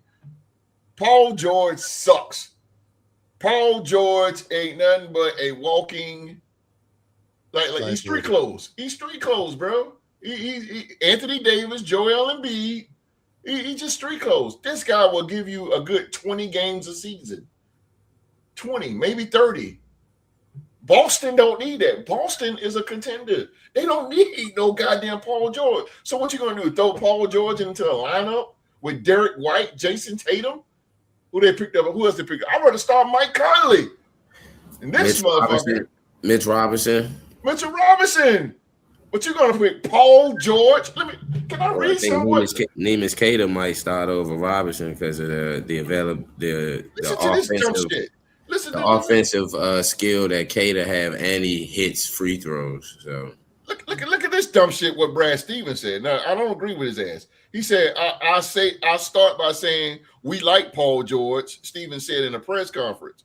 Paul's a really good player. We're not very far removed from Paul sitting in our series against Philadelphia and watching Paul be a guy who could carry you for portions of a quarter or a half, but also play a contemporary role on both ends of the floor at the highest level, Stevens added. The Celtics boss further added that George is excited to head to Boston after spending the last 2 seasons in Philadelphia, and it might be the change he needed to reignite that spark in his career that has been missing. Are you fucking kidding me? Paul George? I don't understand it, bro. Look, I know, and see, this is why I hate the media sometimes, because they just sugarcoat every goddamn thing. Paul George sucks. Paul George sucks, bro. He sucks. He's going to give you 20 to 30 games. That's it, man. He is hurting. He's going to hurt Boston more than he can provide for that team. He does not fit for that team. I'm telling you, he just don't. Paul George sucks. And I don't get Brad Stevens, and I don't know what the hell they see in him. I just don't understand it. He's just overrated. His contract with the new ownership was. You need to be like LeBron and get the fuck out of here. We can do away with it. We can do away with his contract after this season. If they didn't, it's one of those things. I'm saying the new ownership didn't want to pay. They didn't. Jaylen Brown was due to make over $60 million next year with Boston, and he was due for an extension of 140 going in like July. So the trade, even though Paul George and Jaylen Brown due to make the same amount, like $50 million, but going into next season, because he waived his trade kicker, which cuts down how much he's going to be due going into next season, whereas though we can actually get off of his contract. So it's like we got him for like just approve it and then see how he manages with the bench, and then we probably trade Paul George at the trade deadline. For real. Yeah, but Paul George, though, you could have got Tobias Harris for $35 million from Detroit. Another liability, bro. Right? What the fuck? What exactly? Why would you? This guy, Paul. Let me tell you why I'm so adamant about it. Because he goes to Oklahoma City, and he goes here, and he goes there, and he's such a great player. But fuck, he only played 40 games. I mean, this dude, he sucks, man. He sucks. Paul George needs to retire. He's not been the same since he broke his leg. That's it. He's nothing, bro. At Chelsea, I get what you're saying with perimeter, but he has to play. He has to play games in order to hit threes. Yeah, he may be a good shooter, but he got suspended for 25 games for that elite, that substance that he man, he overrated. Well, when you break your leg, you got to take some. He overrated substance that he didn't know was on the list. Overrated, bro. He's overrated. Just like Tyrese Halliburton, overrated. They're overrated, bro. I'm trying to tell you. Y'all gonna see. Watch. What I tell you. First goddamn 20 games where he on the bench when street clothes. I'm saying, no. I told y'all. Watch. What I tell you? If they load manage him and he makes it through the season healthy going into the playoffs, man, he's got elite size. He's 6'8". He can play defense. Fuck him. He can shoot the three. He's got playoff experience. He can play off another star. But you're right. He's so far removed from Pacers. Pacers was where he got drafted from, right? Yes, sir. If I Yes, sir. remember correctly. Yes, sir. He's so far removed from that talent level. It's just intangibles that he's like walking fool's gold because you're like 6'8". He's 6'8", man. He can shoot the three. He can play a little defense, and then you realize that 10 games into the season, he's like, hey, yo, like my Achilles is about to snap. I got to sit for the next 15 games. You know what I mean? Or whatever it is. So now what do you do? Right. So I get what the Celtics are doing. Like they didn't want to pay the supermax to Jaylen Brown. So they go to a guy that they can cut next year if they really want to, if they don't find a trade partner for him, right? Yeah. And if they cut him this year, they pay a lot, right? But next year, I'm sure if Mark was here, he'd tell us, oh, next year it'd be favorable if they had to cut him. You know what I mean? So it allows them to transition without having to be locked into a supermax, which it might be 4D chess. And hey, you never know, man. If he ends up being healthy going into the playoffs, we might see him making a couple plays, but that'll be it. And maybe we'll be the ones eating crow going like, wow, I didn't see that coming. You know what I mean? But I don't think I'm willing to take that bet. I know, right? But Chelsea, I'll be clear to you too, Chelsea. I get what you're saying. I know you're not saying, I get what you're saying too, Chelsea. I know you ain't saying he's a man. I know it's a business move, but I think he's just gonna be Boston has always had a great bench. Are you kidding me? They bench is off the damn chain. They got the best bench in the league to me. But him, I just don't see it. I don't. Maybe I could be wrong. Maybe you can prove me wrong. I eat crow if the son of a bitch can get 20 points in a game, or if he can play. If he give me over 30 games, then I will eat that crow. I would eat that crow, but Rock's loving that. I'm not disputing what y'all saying. I said a man being Boston is up here. Listen to me. Boston is up here. Mm-hmm. Paul George is here. Boston is there. Boston is the top guy there. I know the Knicks won championship, but that's either here nor there. Boston is the dog. They the top dog in the complimentary with that young bench we got. That's what I'm saying. Like, when Peyton Pritchard if Peyton Pritchard get in foul trouble and Derek White in foul trouble, and we need bullshit, man. Get Tatum rest with the bench. Paul George out there with some of them young guys like Jordan Walsh and them. You know, maybe I look at it like. Go ahead, Rock. I look at it like, you know what I'm saying, as far as with him being in the rotation, and it can work. It's some pros and cons there. I will say that. I'm not saying like it's like, oh damn, when I seen it, I said the same thing y'all said. To be honest with you, I was like, yo, we traded him for Paul George. Yo, that's what I'm saying, bro. Like, yo, we could have got we could have got Jaylen Brown. I said the same exact thing. Then imagine you guys would have done like a sign and trade with the Clippers for Kawhi. But that's the thing though. That's being investigated though. That trade, he ain't even that trade to Toronto being investigated. Yeah, that's true. That is. It looks like it's. I think it's completed from what I saw. Kawhi, you got a better shot. Kawhi completed, but he was getting extra money from some from some company to like 6 games or something like that. You got a better shot with Roger or whatever. Paul George. Yeah. And he trying to own. Hey, this man Kawhi Leonard something serious. This man say, "I'm trying to own." Why bring me in that organization? I'm trying to own part of your team. What you talking about? Boston could have easily got Russell Westbrook.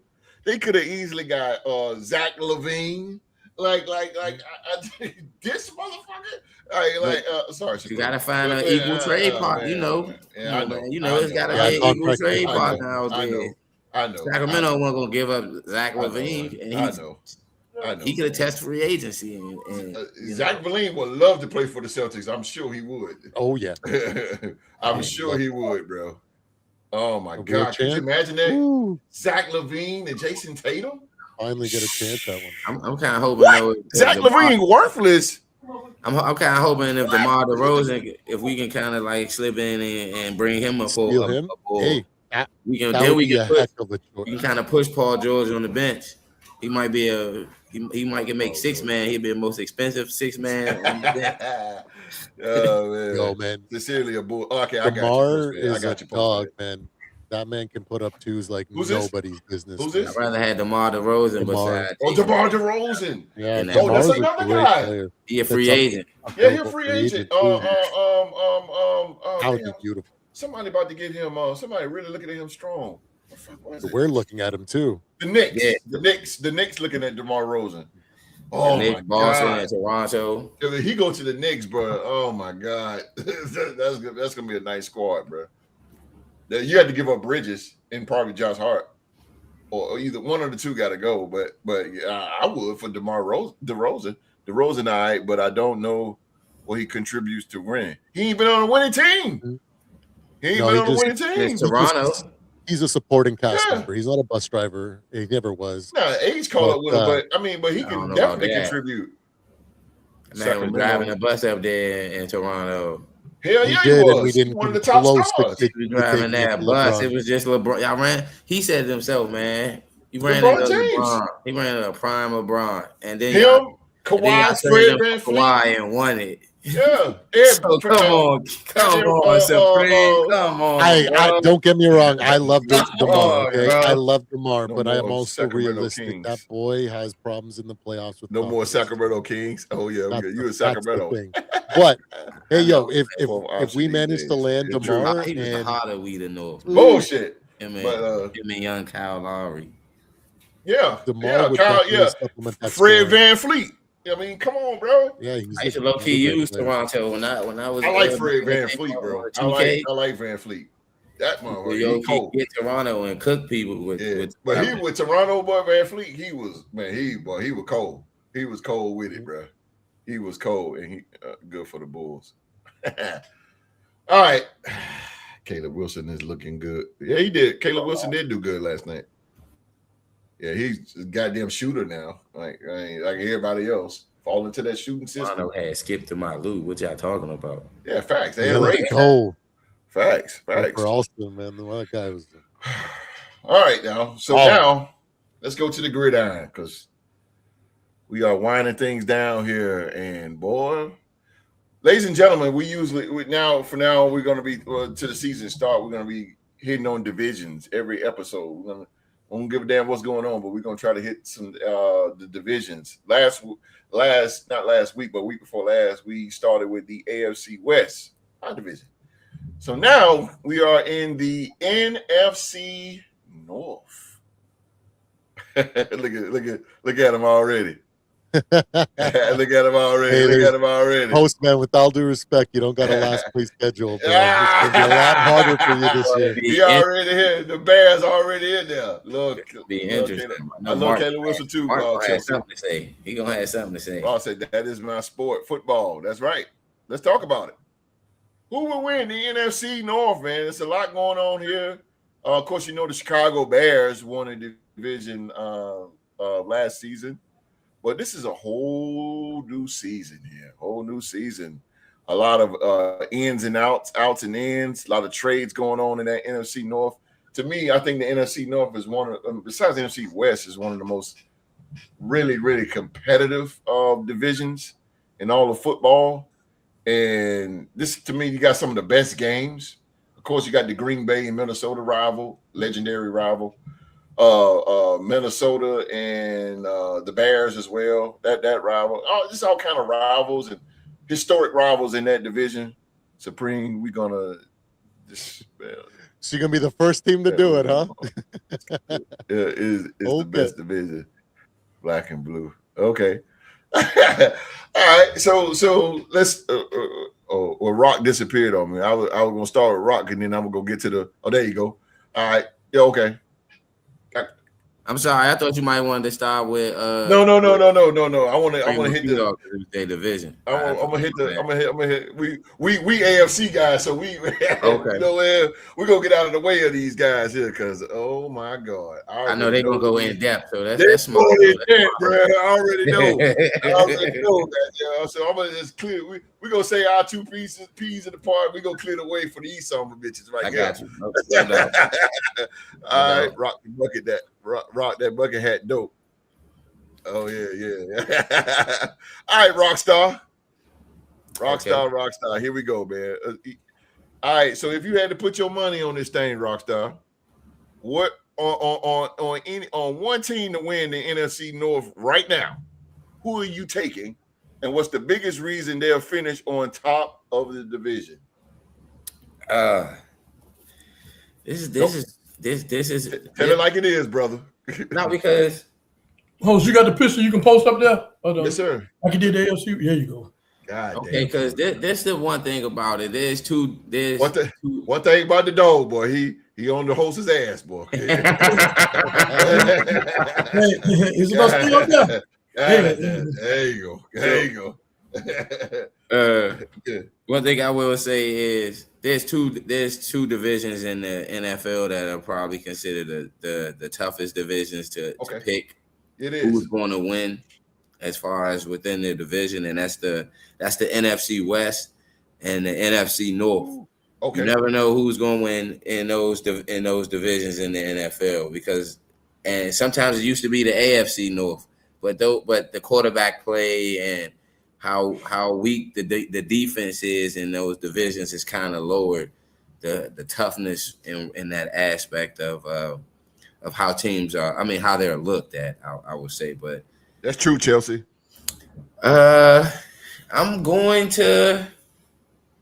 state it in this, so I'm gonna go last or first. Okay. So the team I think that's gonna be last, I think Green Bay gonna be the fourth team in the division this year. I think they're gonna take a fall. They're gonna take a setback a little bit. You know, Michael Parsons is coming off of a injury. You don't know when they're gonna plug him in. And Jordan Love, he's up there with me. He's up there when I feel about like Justin Herbert. These guys get all that praise, but when it's time when the lights are bright and it's big in the playoffs, these dudes shrink. Like he had that one good game against Dallas in the playoffs because they caught Dallas sleeping in the NFC wild card game. But if you looked at Jordan Love since then, he hasn't proven himself. He's progressed in certain ways, but then he's regressed in a lot of ways. Absolutely.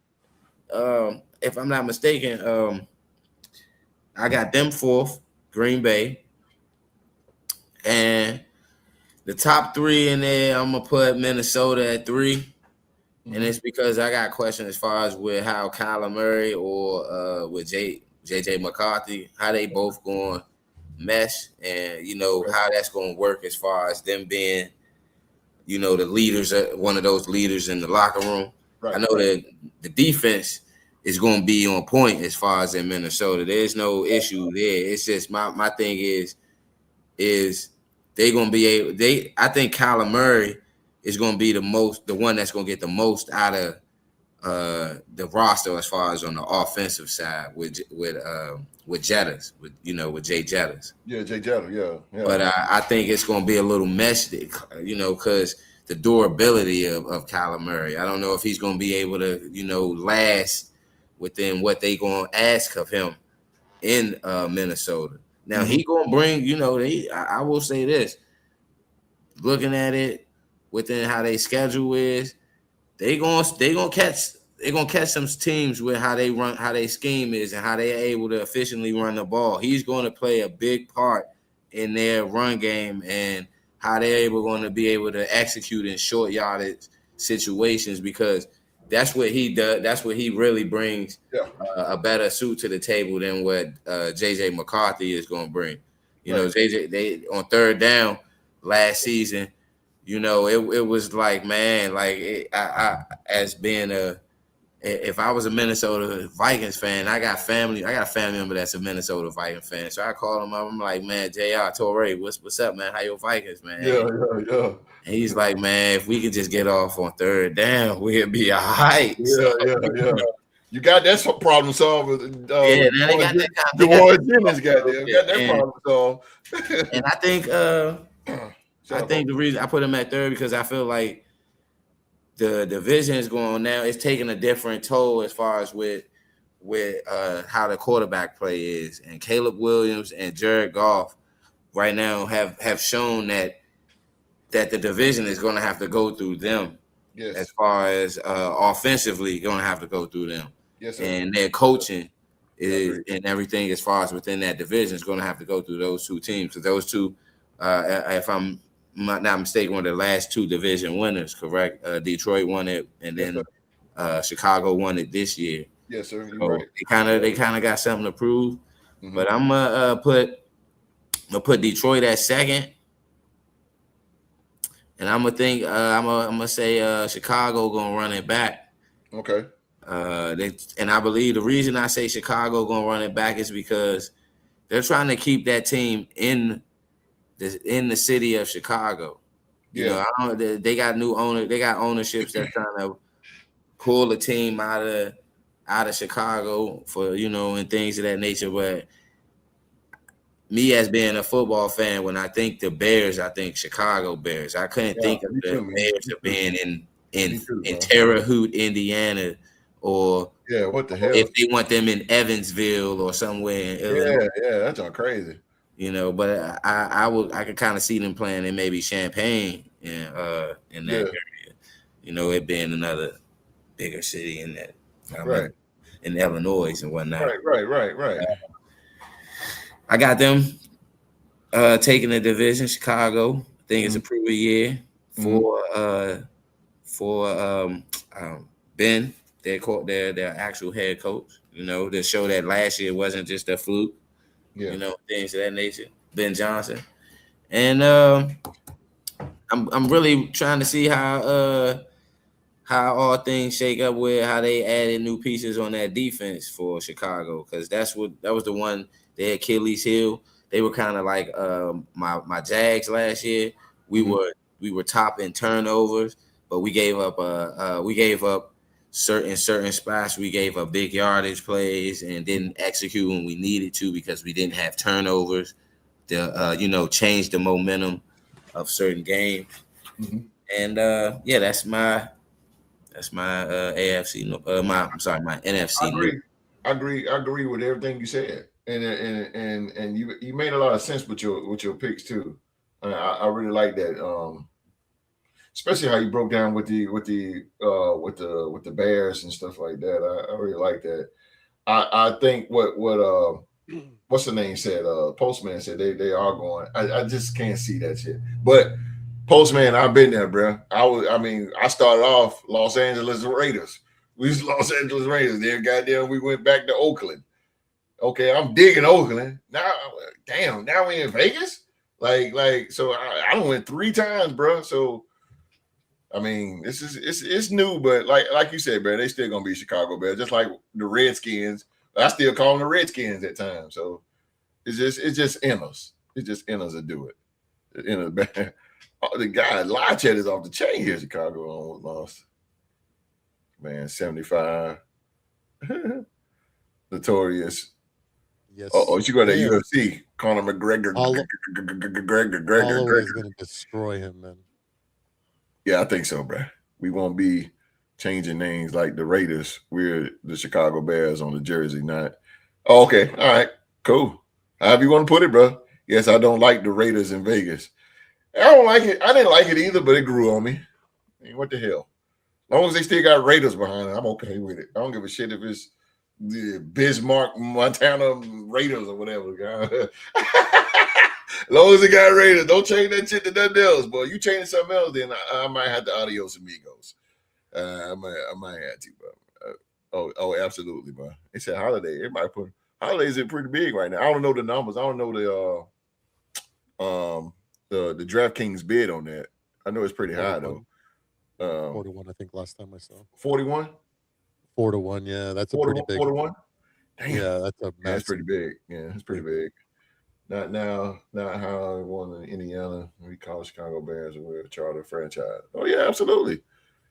Let's go to a Vike, man. Let's get a Viking here, Rock. Let's go to Supreme. Yes.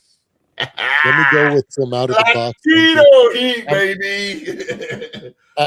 I'm gonna let Q Dog come in with a lot of the facts, the numbers and stuff like that. I'm gonna look at it differently, like I always do. I always think outside of the box. But Ratbirds. Everybody called them. This is Oh, one of damn. those I ain't heard divisions. that in a minute. Ratbirds. Cleveland lost to the Baltimore Ratbirds. No. I loved watching McGregor back in the day, so I gotta. Oh yeah, he old though, bro. Oh, he old Chelsea. He's washed. Old, And he was never that good too. Though. Nah. That's the problem. Chelsea must be Irish.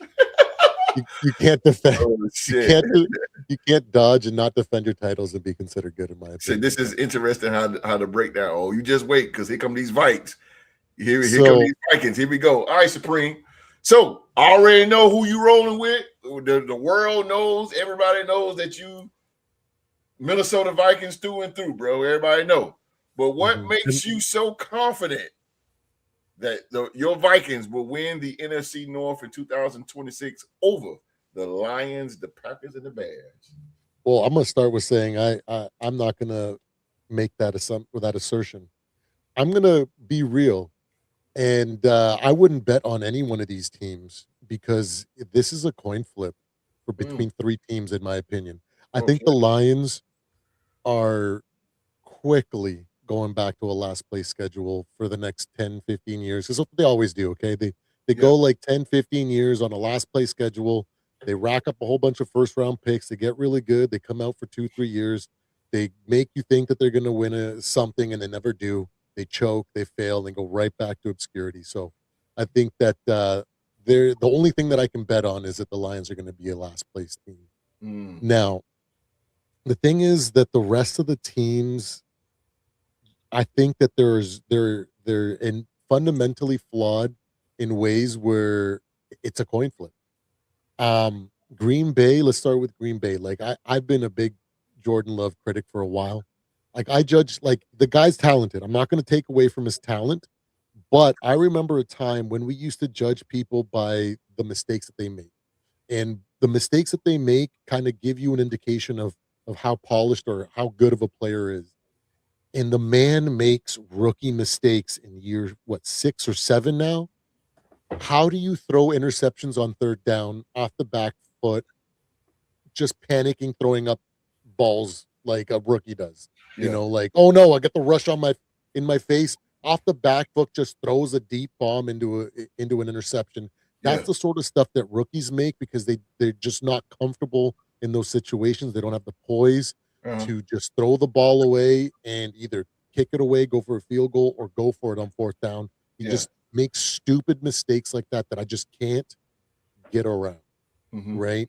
Micah Parsons coming off an injury.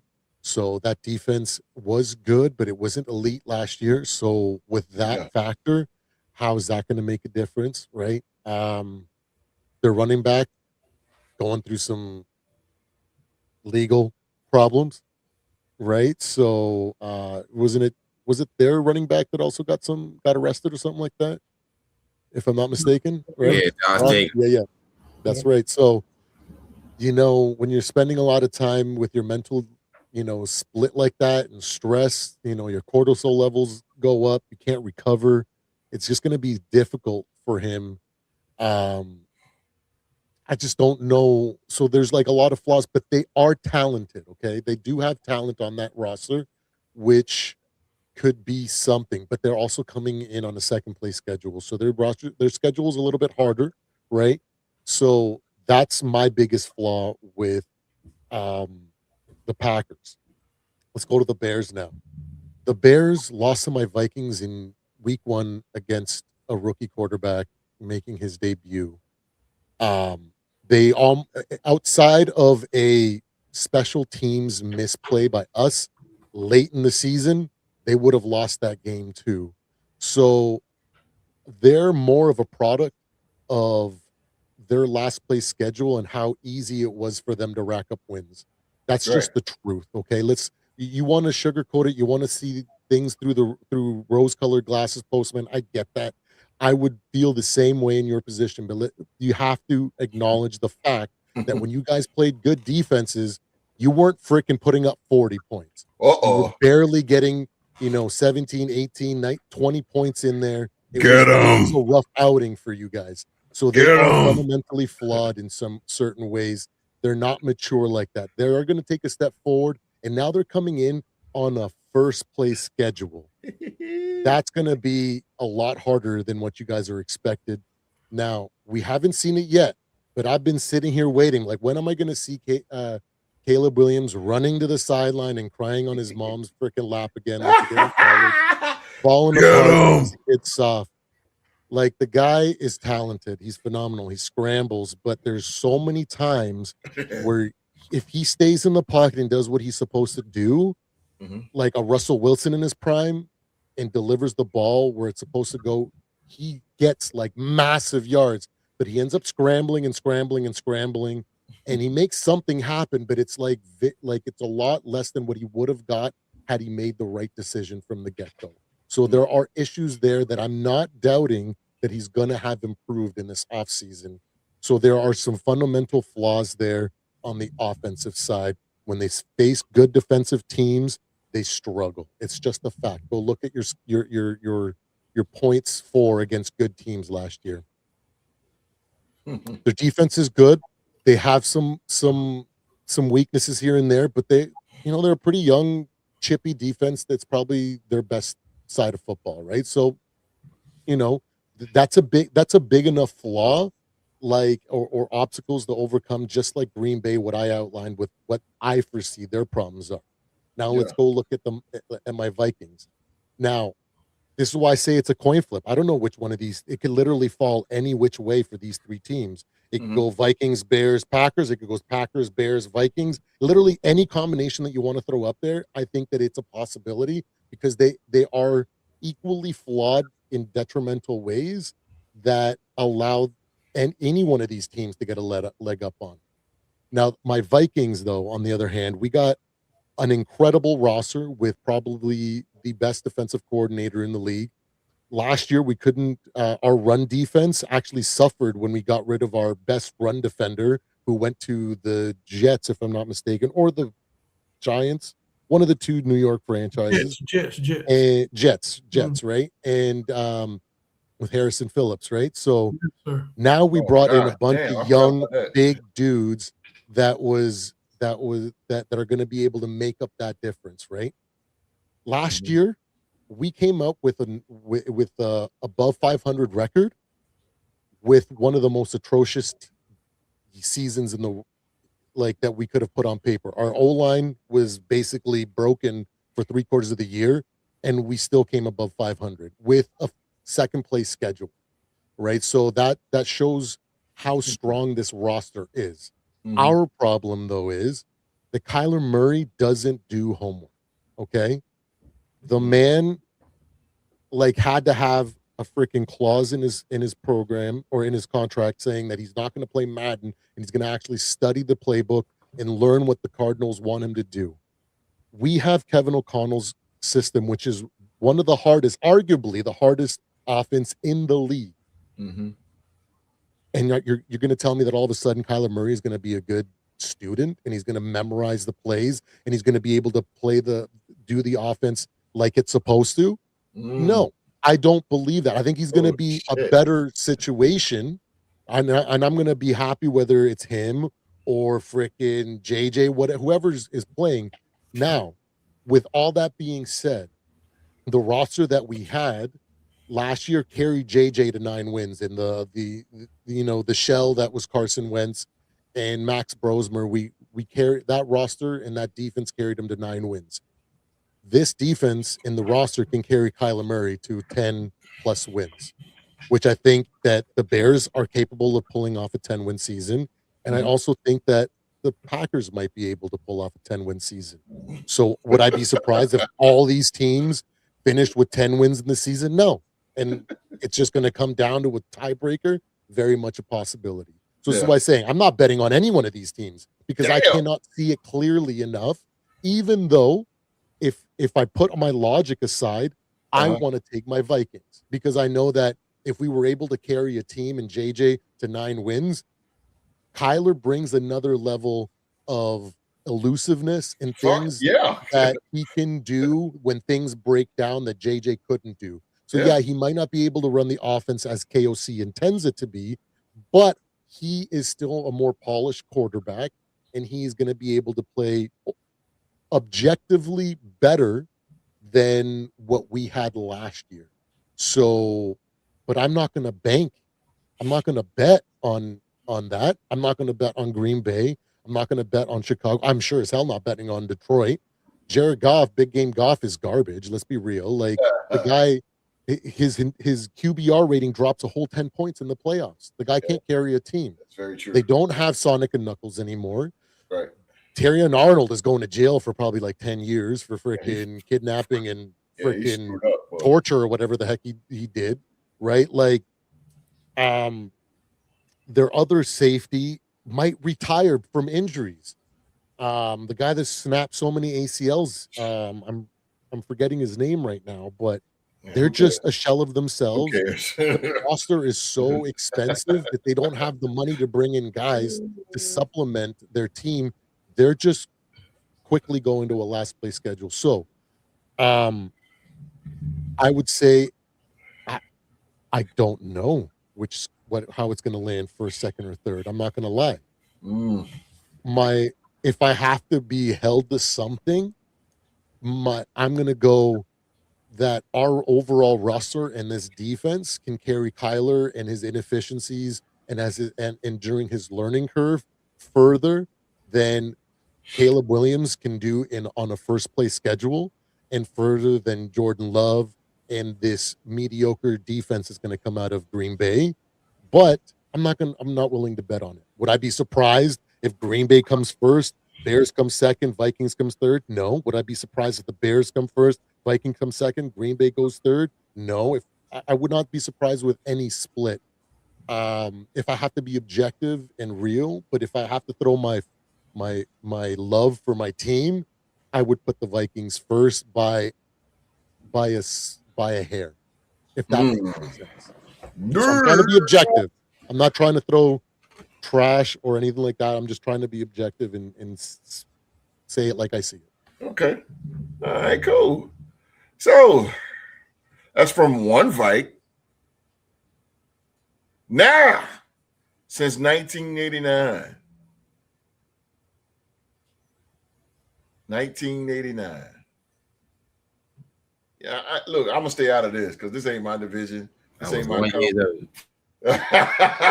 Look, hey Rock, I ain't gonna even pick who the fuck we're gonna come out of this. I'm gonna stay out of this one, bro. This is not my conference and not my division, so I am going to stay out of this one, bro. I ain't gonna even get into it. Robin, what's the name going at it? But Q, clear some facts up first, bro. This is what I want you to do, Q. I want you to look at that camera that you're looking at right now. That the world, everybody, 24 countries, by the fact that the Real Sports Podcast is coming from. Thank you very much for tuning in. Cheap pop. Q, look at that camera, bro. Rock, you know what I'm talking about. Make your case, Q, to the Real Sports Mafia out there. Why would the Minnesota Vikings be kings of the NFC North in 2026? It's simple. To me, you got two of the best minds. Yeah, wait a minute, Q. Hold on, Q. Hold on. Come on, Q. This ain't the goddamn Q I know. Wait a minute now. Stick your chest out. Tell them what it is, goddamn it. Tell them. Well, you know, man, my thing is that, you know, it starts with those two coordinators on the offense and defense, Brian Flores and Kevin O'Connor, are two of the best minds on both sides of that ball. Two of the best duos, if not the best duo, but one of the best duos, offense and defense in the NFL. But I don't worry about the defensive side. Brian Flores, everybody know who he is. They know who he brings, what he brings. The defense will be there, guaranteed to be top three.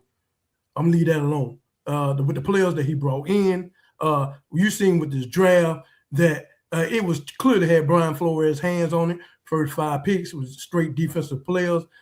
First of all, stacking up the line, putting beefs up there with Caleb Williams, Dominique Orange, Jake Holiday, he's going to be the next Van Ginkel. Watch that young man. and then your boy out of Florida State, Jacoby, the safety. We got players that's in place for Brian Flores, and he know how to use players. He know how to use players. He know how to scheme players. One thing about Brian Flores that you have to be versatile. You just can't just play just a one-trick pony. He like players that he can move around like a chessboard, and that's the reason why the defense, I call it wicked, because you don't know where they're coming from, who's what, and this and that, because everybody can drop back, everybody can blitz, everybody can do a little bit of everything. That's what makes this defense so unusual, and it's so confusing for quarterbacks. So that in our back pockets alone, to me, makes us more better than anybody on this team. That's gonna keep us in front of anybody in this division. Our defense, Brian Flores itself. With the offense itself, everybody on offense, you can name everybody on offense, even the Kevin O'Connor. Everybody has a point to prove this year. Everybody has a point to prove. I like what KOC did with Kyler Murray and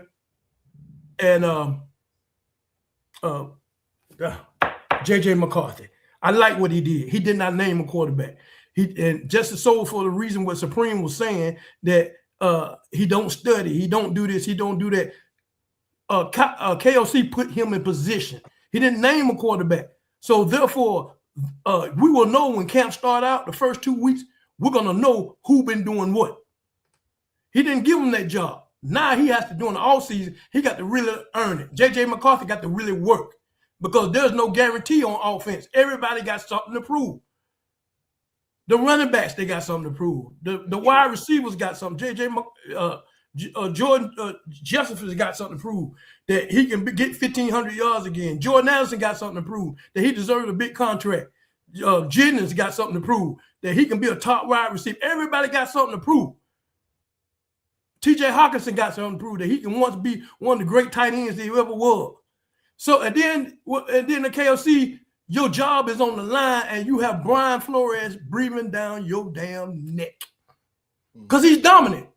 He's dominant. There's no Brian Flores. He's going to be there. He's going to do what he do. Tell him, Chelsea.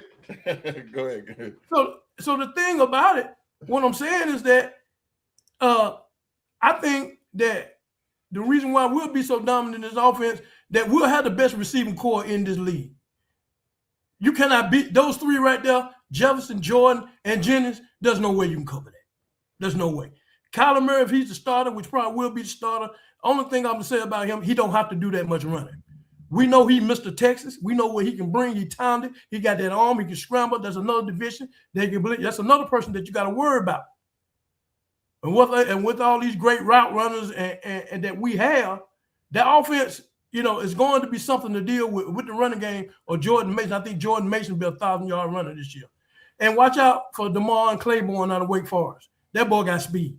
They will be number 21. Remember him? I said number 21. It's gonna be hard to keep that man on the bench. That boy got explosive speed. They're comparing him to a little version of Jamil Gibbs. They're comparing him to that. And so with the new offensive line coach that we got in, our new run coordinator for Miami that had A-Chain running the ball down in Miami, this run, I think this run offense will be different. It will be different. The whole offense will be different, and that's why I say that we'll be number one in this division. I think that Green Bay, I'm a paddle back in on everybody else, that they will be last in this division clearly, because they lost a lot of players. Jacobs, he going through his thing with the legal system, and you just paid the receiver, which I didn't think was a whole lot of money. I forget his name. He's no count, and your boy, the other receiver, he went to New England, and so he really don't have nobody to throw to but the tight end, and then your boy, the linebacker that's out, he won't be back to about October, and no telling how many wins they'll win by the end of the time he's fully healthy. I got them in fourth place. I thought the Chicago Bears in third. Reason why I'm saying I got them in third, I know they won the division last year, but I just don't really see that on the defensive side, they don't have no type of pass rush. They don't have nobody that can bring that pressure. Back in the secondary, they're pretty good. But as far as bringing the pass rush, they're not that good. They got rid of the main receiver, send him to Buffalo. So, you got Luther Burden and you got the other receiver. I don't know how that panned out. Caleb Williams, I like him as a quarterback. He's hard to tackle. He's a good scrambler, but and he throws a lot of he's not really that accurate. Well, he's kind of accurate, but he stays on the run all the time. And if he can stay in that pocket, maybe we can see something different for him. But I don't see him being a leader. And him can lead a team to the Super Bowl. I just think that the Chicago Bears really getting that identity. They've always been a run defensive team. Never nothing in the past. Never have been. And so I just think they just really need to stick to that. So I got them as third. And I got them and Detroit being second because of what they lost. The cornerback going through his legal issues, problems in the secondary. I don't know if they're going to be healthy again. Aiden Hutchins, he is a problem on the defensive line. Yeah, you got to find a way to get him blocked. But he doesn't have another person on that side that can add to the pressure. And offensively, we got the quarterback's number. Brian Flores has his number. We can rattle him. And so we don't play them to November 1st. And that gives them enough time to, the football season really be going by then. We'll be halfway in the football season by then, November 1st. And so I think that what we have, I'm proud of what we have. I'm proud of the draft that we have. I think our draft pick's going to do a lot of good. We beefed up about 750 pounds in the middle. So that run defense will be a problem. You know what I'm saying? And with Dallas Turner, he's going to step it up. He had 8 sacks last year. With Grenard being gone, I think it's time to take the chain off of him and let him go. And with Van Ginkel, we're probably bringing another pass rusher during free agency. During training camp. But I really feel that I feel that we have a lot of talent. And KFC, this is it for him. He going into his 5th year without a playoff win. We can't have that. He has to get into the playoff. I say NFC Championship. That's what I'm looking at for him to keep that job. They might give it to him, give it to him for one more year if he get in the playoff. But he at least has to get in the playoff. There's no excuse about it. He has to get in because if you don't get in the playoff, he gone and Brian Flores will take that job. I promise you that. Yeah. He has Brian Flores bringing down his neck. He has to do great because Brian Flores will be great. You better tell him, Chelsea. Roll Tide, baby. Dallas Turner. Dallas Turner will be a beast this year. He's a dog, man. Yeah, he's gonna be a beast. Yeah, Dallas Turner. Yeah, he's gonna be a beast, bro. Trust me. A little. I had him in Alabama. A little bit. Yeah, he's gonna be a beast. We got beef up in the middle, and so Brian Flores, I don't worry about the defense side of the ball. We'll be top 3 defense, guaranteed. I ain't worried about that. It's just the offense. I think with with all the weapons that KFC have and Kyler Murray, when he was there in Arizona, he never had these kind of weapons. Never. Mm-mm. Now he's somewhere, a fresh start. He got to prove to the world that, he is Mr. Texas. They didn't give him that name for nothing. Set all kinds of records in high school in Mr. Texas. And what's up, Zoe? So that's my ranking. I got Barrels, Lions, Barrels, Packers. That's how the division is going to go. I'm not Supreme. I know he don't know this and that, but I just really feel that the talent that we have, and I just don't look. I don't even look at the defense, Supreme. I'm not worried about that. That's defense travel. Defense is going to come. Everybody knows that defense is going to play top 3. But the offense, we got to work. But our biggest question mark is the quarterback position. But I like what Kevin O'Connell did. He did not name a quarterback. So during the offseason, that we're gonna see what these boys been doing. We're gonna see what they've been doing. You know what I'm saying? So may the best man win, which I think will be Kyler Murray. So I think that'll give him more focus, and he has to be focused for him to get a bigger contract and let the world know that I'm deserving of a bigger contract. I still was the same person I was in Arizona, but I just didn't have these type of weapons. Now he got all these weapons. He just don't need to run as much. You got all these weapons, man. Use them, bro. Use that cannon of a fucking arm that you got. and gun that damn ball down there. I know they got jokes on him about high chair, put him in a high chair, this and that, but I don't give a damn about all that, man. Kyler Perry is a damn magnificent, talented player. You know what I'm saying? You can joke about him all you want to, but at the end of the day, you're going to look like the fool. He's not, because Kyler Murray can play ball, and everybody knows that, bro. Oh, yeah. Oh, yeah. He's going to ball out now. One quick thing. I want to know which team, which coach, which team could have suffered that many O-line injuries and came up with a above 500 record. For what happened to our team last year, to win as many games as we did, most teams win 3 or 4 games with the adversity, the injuries that we suffered last year.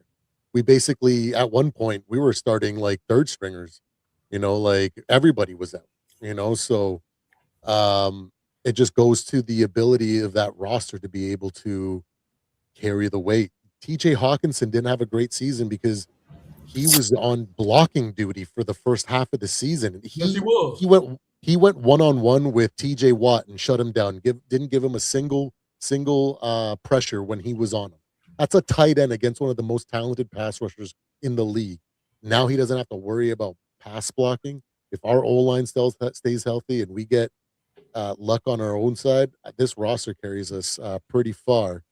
But like I said, I looked at it at the flaws that we all have, but I can't argue with what Q said. We are a talented roster and we got a lot of weapons. Yeah, and my thing is that what I'm looking at is that it always bases on the quarterback. We know that in these divisions, and our other teams are set. Green Bay said, Chicago said, and Detroit is set. They have their quarterback. We have a quarterback, you know what I'm saying, competition, we say. But either one of those quarterbacks, I can clearly go with the weapons that we have now. And I can clearly say that when the season starts, y'all going to see those who come in this chat talking about the Vikings, and giving all these other teams in our division praise, you're going to end up bowing down to the Vikings. I promise you that. That's what I'm talking about. You're going to bow down to us, bro. I'm trying to tell you. I'm talking about that. One thing about it, our goddamn defense will be there.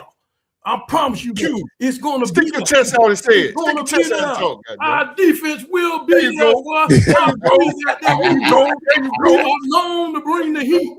Your quarterback will sweat bullets. I promise you that. You know what I'm saying? And you can study all you want to. Come on, baby. Because you never know what a Brian Flores, who's coming who. It's wicked, bro. I'm telling you, it's wicked. Yes, sir. That's what I call the defense. It's wicked. Yes, sir. So I ain't worried about that. It's the offense. The offense will be good, bro. I can't wait to this season. We brought in some nice pieces, bro. I'm trying to tell you, bro. We got Will the Thrill, the kicker. They don't miss no kick. Will the Thrill from the Roll Tide. Yes, sir. He does his thing. Yes, sir. I'm trying to tell you, bro. I'm looking for a 14-win season. I don't know what the Supreme looking for, but I'm looking for a 14-win season. We're going to repeat that thing like we had Sam Darnold, and we're going to re-sign Kyler Murray to a big contract, and we're going to move on to the NFC Championship, baby. We're going to be there, baby, and I'm trying to tell you, yes, sir. I'm telling you, we're going to be there. Go. Y'all, get that live check. All y'all boys. Y'all going to pay for what you said. I'm going to remember this. And when the season starts, I ain't going to have no mercy. Our hands still choke you out. And I'm still going to choke you out when I see you. I'm going to call you out. Don't run from me. Don't run from me, Postman. I want you to show up. I'm going to call you out, baby. Yes, sir. Week 2. First lady, week 1. Postman, week 2. I got you, baby. Come on. Yes, sir. Yes, sir. Built by. That's what I'm talking about. Yeah, bro. You talking about all that technical shit, man. Bring it. Get it to me like. You done closed out the show, didn't you? That's what I'm talking about. That's what I'm talking about, bro. Skull Vikings, bro. We will be there. Y'all gonna pay for that. I'm gonna make sure of that. Put me to sleep with all that technical shit. Bring it to him, goddammit. That's ours, bro. Yes, I'm telling you that right now. Hey, Q, when the squeeze. I'm gonna squeeze the hell out of it. Don't tell me to let. Do me a favor. Do me a favor. When the season starts, don't tell me to let go. Don't tell me to let go. Because all I'm gonna do is squeeze tight. If you tell me, I'm gonna sit back and roll the camera. I'm gonna sit back and roll the camera. Nah, don't say nothing. Hey, Don't say that. Just keep the ambulance on the sideline. That's what Look, you see what Sheila Dupree say? That's right. Hey, just keep the ambulance ready, because that's where they head the ER, baby. When I get through with them, that's where they head. That's what I'm talking about, baby. Yeah. That's how you end the show, goddamn. You're going to pay for coming to get the fighting thing. I promise you that. Come on. Yeah, you're going to pay. Goddamn it. Come on here. It's our postman. You high. I get that fire run, come sank we too, baby. You mine in Chicago, or wherever you might be. Right. Tell him, Chelsea. Because the small two got to go out with it, man. He hitting us with his ESPN boring shit. Tell it like it is, Q. We're going to handle him, baby. Tell him. You tell him, goddamn. Tell him. We're going to get him, bro. I can't wait. U.S. Bank, goddamn. U.S. Bank going to be rocking, baby. September 13th, can't get here fast enough. Can't get here fast enough. Gotta love it. Yes, sir. School, Vikings. Monday, we got 2 more months. 2 more months, baby. Monday mean you got 2 more months. I can't wait. Yeah. I You got can't 60 wait. days, baby. 60 days, baby. Let's get the hell out of here. Ladies and gentlemen, man, that we have went over Jaylen Brown being traded to the Sixers.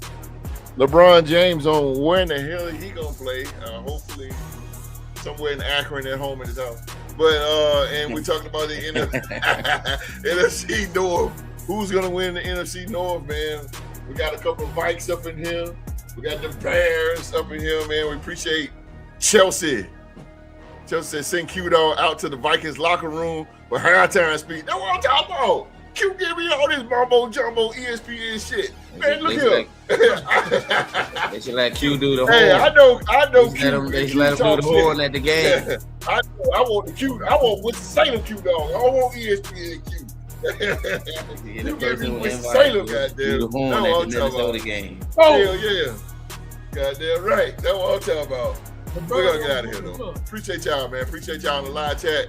Postman, Chelsea, Rob.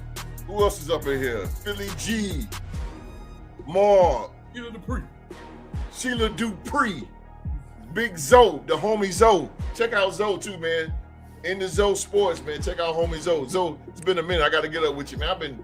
You too, Chelsea. Man, I've been a little ghost on Instagram, man. I gotta get back on there and reconnect with my peoples, man. Check on y'all, make sure y'all everything all right, man. Support y'all as well. But thank y'all for coming by, man.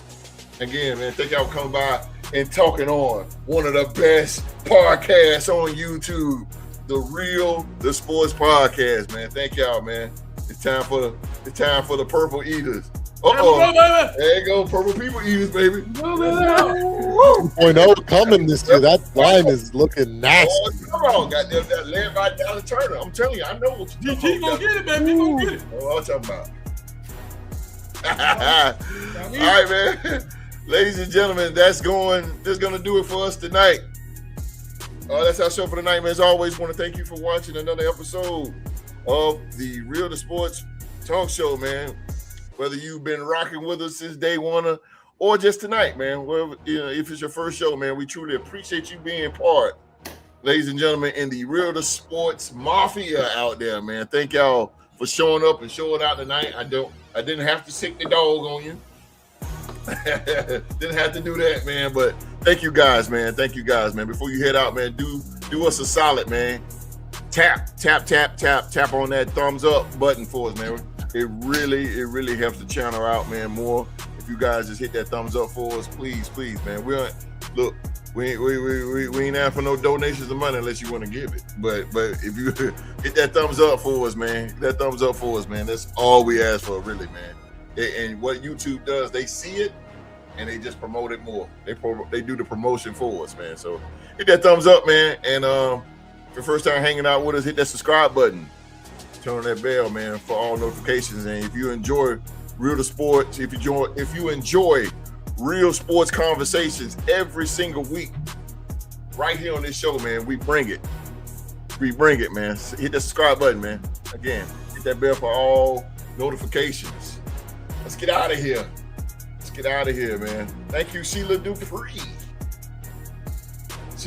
Man, girl, you taught me a whole lot, girl. Good gracious, boy, your story is good. Let's get out of here, man. Supreme, take us. what's going on. Thank you guys. The chat has been explosive like always. You guys are incredible.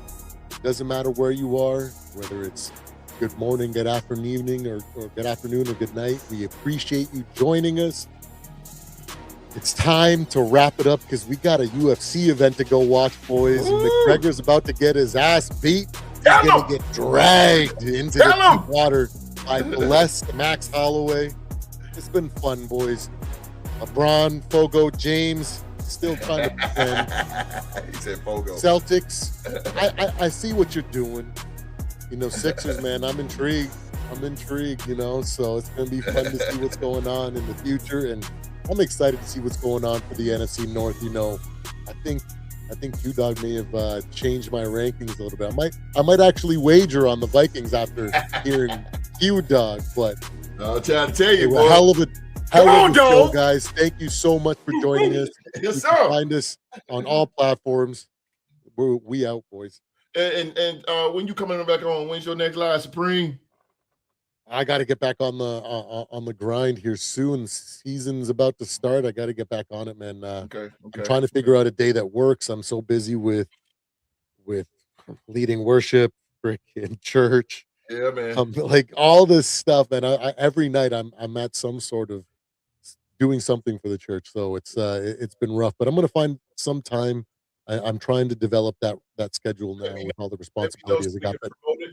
We can promote it, and we can get some people, get those people back, get them eyes on the Purple and Gold Bars podcast channel, man. Yeah, man. It's been slowly growing, even and shake it up a little bit. We might have to come over there and shake man. it up a little bit, and you know, have our red solo cups. You know, that's right. Let's go. All right. Well, yeah, we'll get her in there, man. I'm trying to figure out a day I'm gonna do a consistent live again. And then get some regular uploads. Definitely when the season's going on, there's going to be consistent uploads, predictions, power rankings, just a whole bunch of trash talking. And whenever I see something interesting to talk about, I'm going to make a video about it. There you go. That's what I'm talking about. Make something happen, baby. Well, let's get the hell out of here, man. Also, this Tuesday night, man, 7 p.m., I'm going to be bringing something back that's been going for a while, man. I'm talking about some pro wrestling. Some of y'all don't get it, but I mean, it's all good. Don't worry about that. But you know, we're gonna talk some pro wrestling, man. We are getting more live into that, man. I'm gonna try to get more live than that in the off season. It will be the River Sports Live Wire. That's gonna be the wrestling show. That's right, man. The wrestling show is officially making its return. And it's coming in handy since we are in the off season right now, and you know, it's just sports world is kind of dead right now, but we still want to give you something, and it's not too many pro wrestling fans out there that watch it, but I mean that's fine because hell, I don't want to watch my damn self, but you know, I do catch some of the stuff, and we even talk about back in the day, Dusty Rhodes, Harley Race, NWA, and all that, and territories. We can get through all that, man. I got an all-star lineup that's going to be joining me. I got Supreme, and I got Rockstar Rock. He's going to be coming. He's the wrestling trivia champion, by the way. That man know wrestling like it ain't nothing. So you guys come on back Tuesday at 7 p.m. for 1 hour, one quick hour. We won't be long. We know you guys got to go to work. It's just like the power hour. We're going to be one quick hour. We'll get the hell out of there. But if you're a lifelong wrestling fan, or if you even haven't, watched in years, just come out and hang with us, man. Trust me, man. It's gonna be a blast. It's gonna be a blast, man. And if you're into wrestling ain't your thing, that's okay. We'll see you next Saturday at 7 p.m. for another edition of the Real Sports Talk Show, where we will cover the biggest stories in sports. And next week we will talk about the AFC South.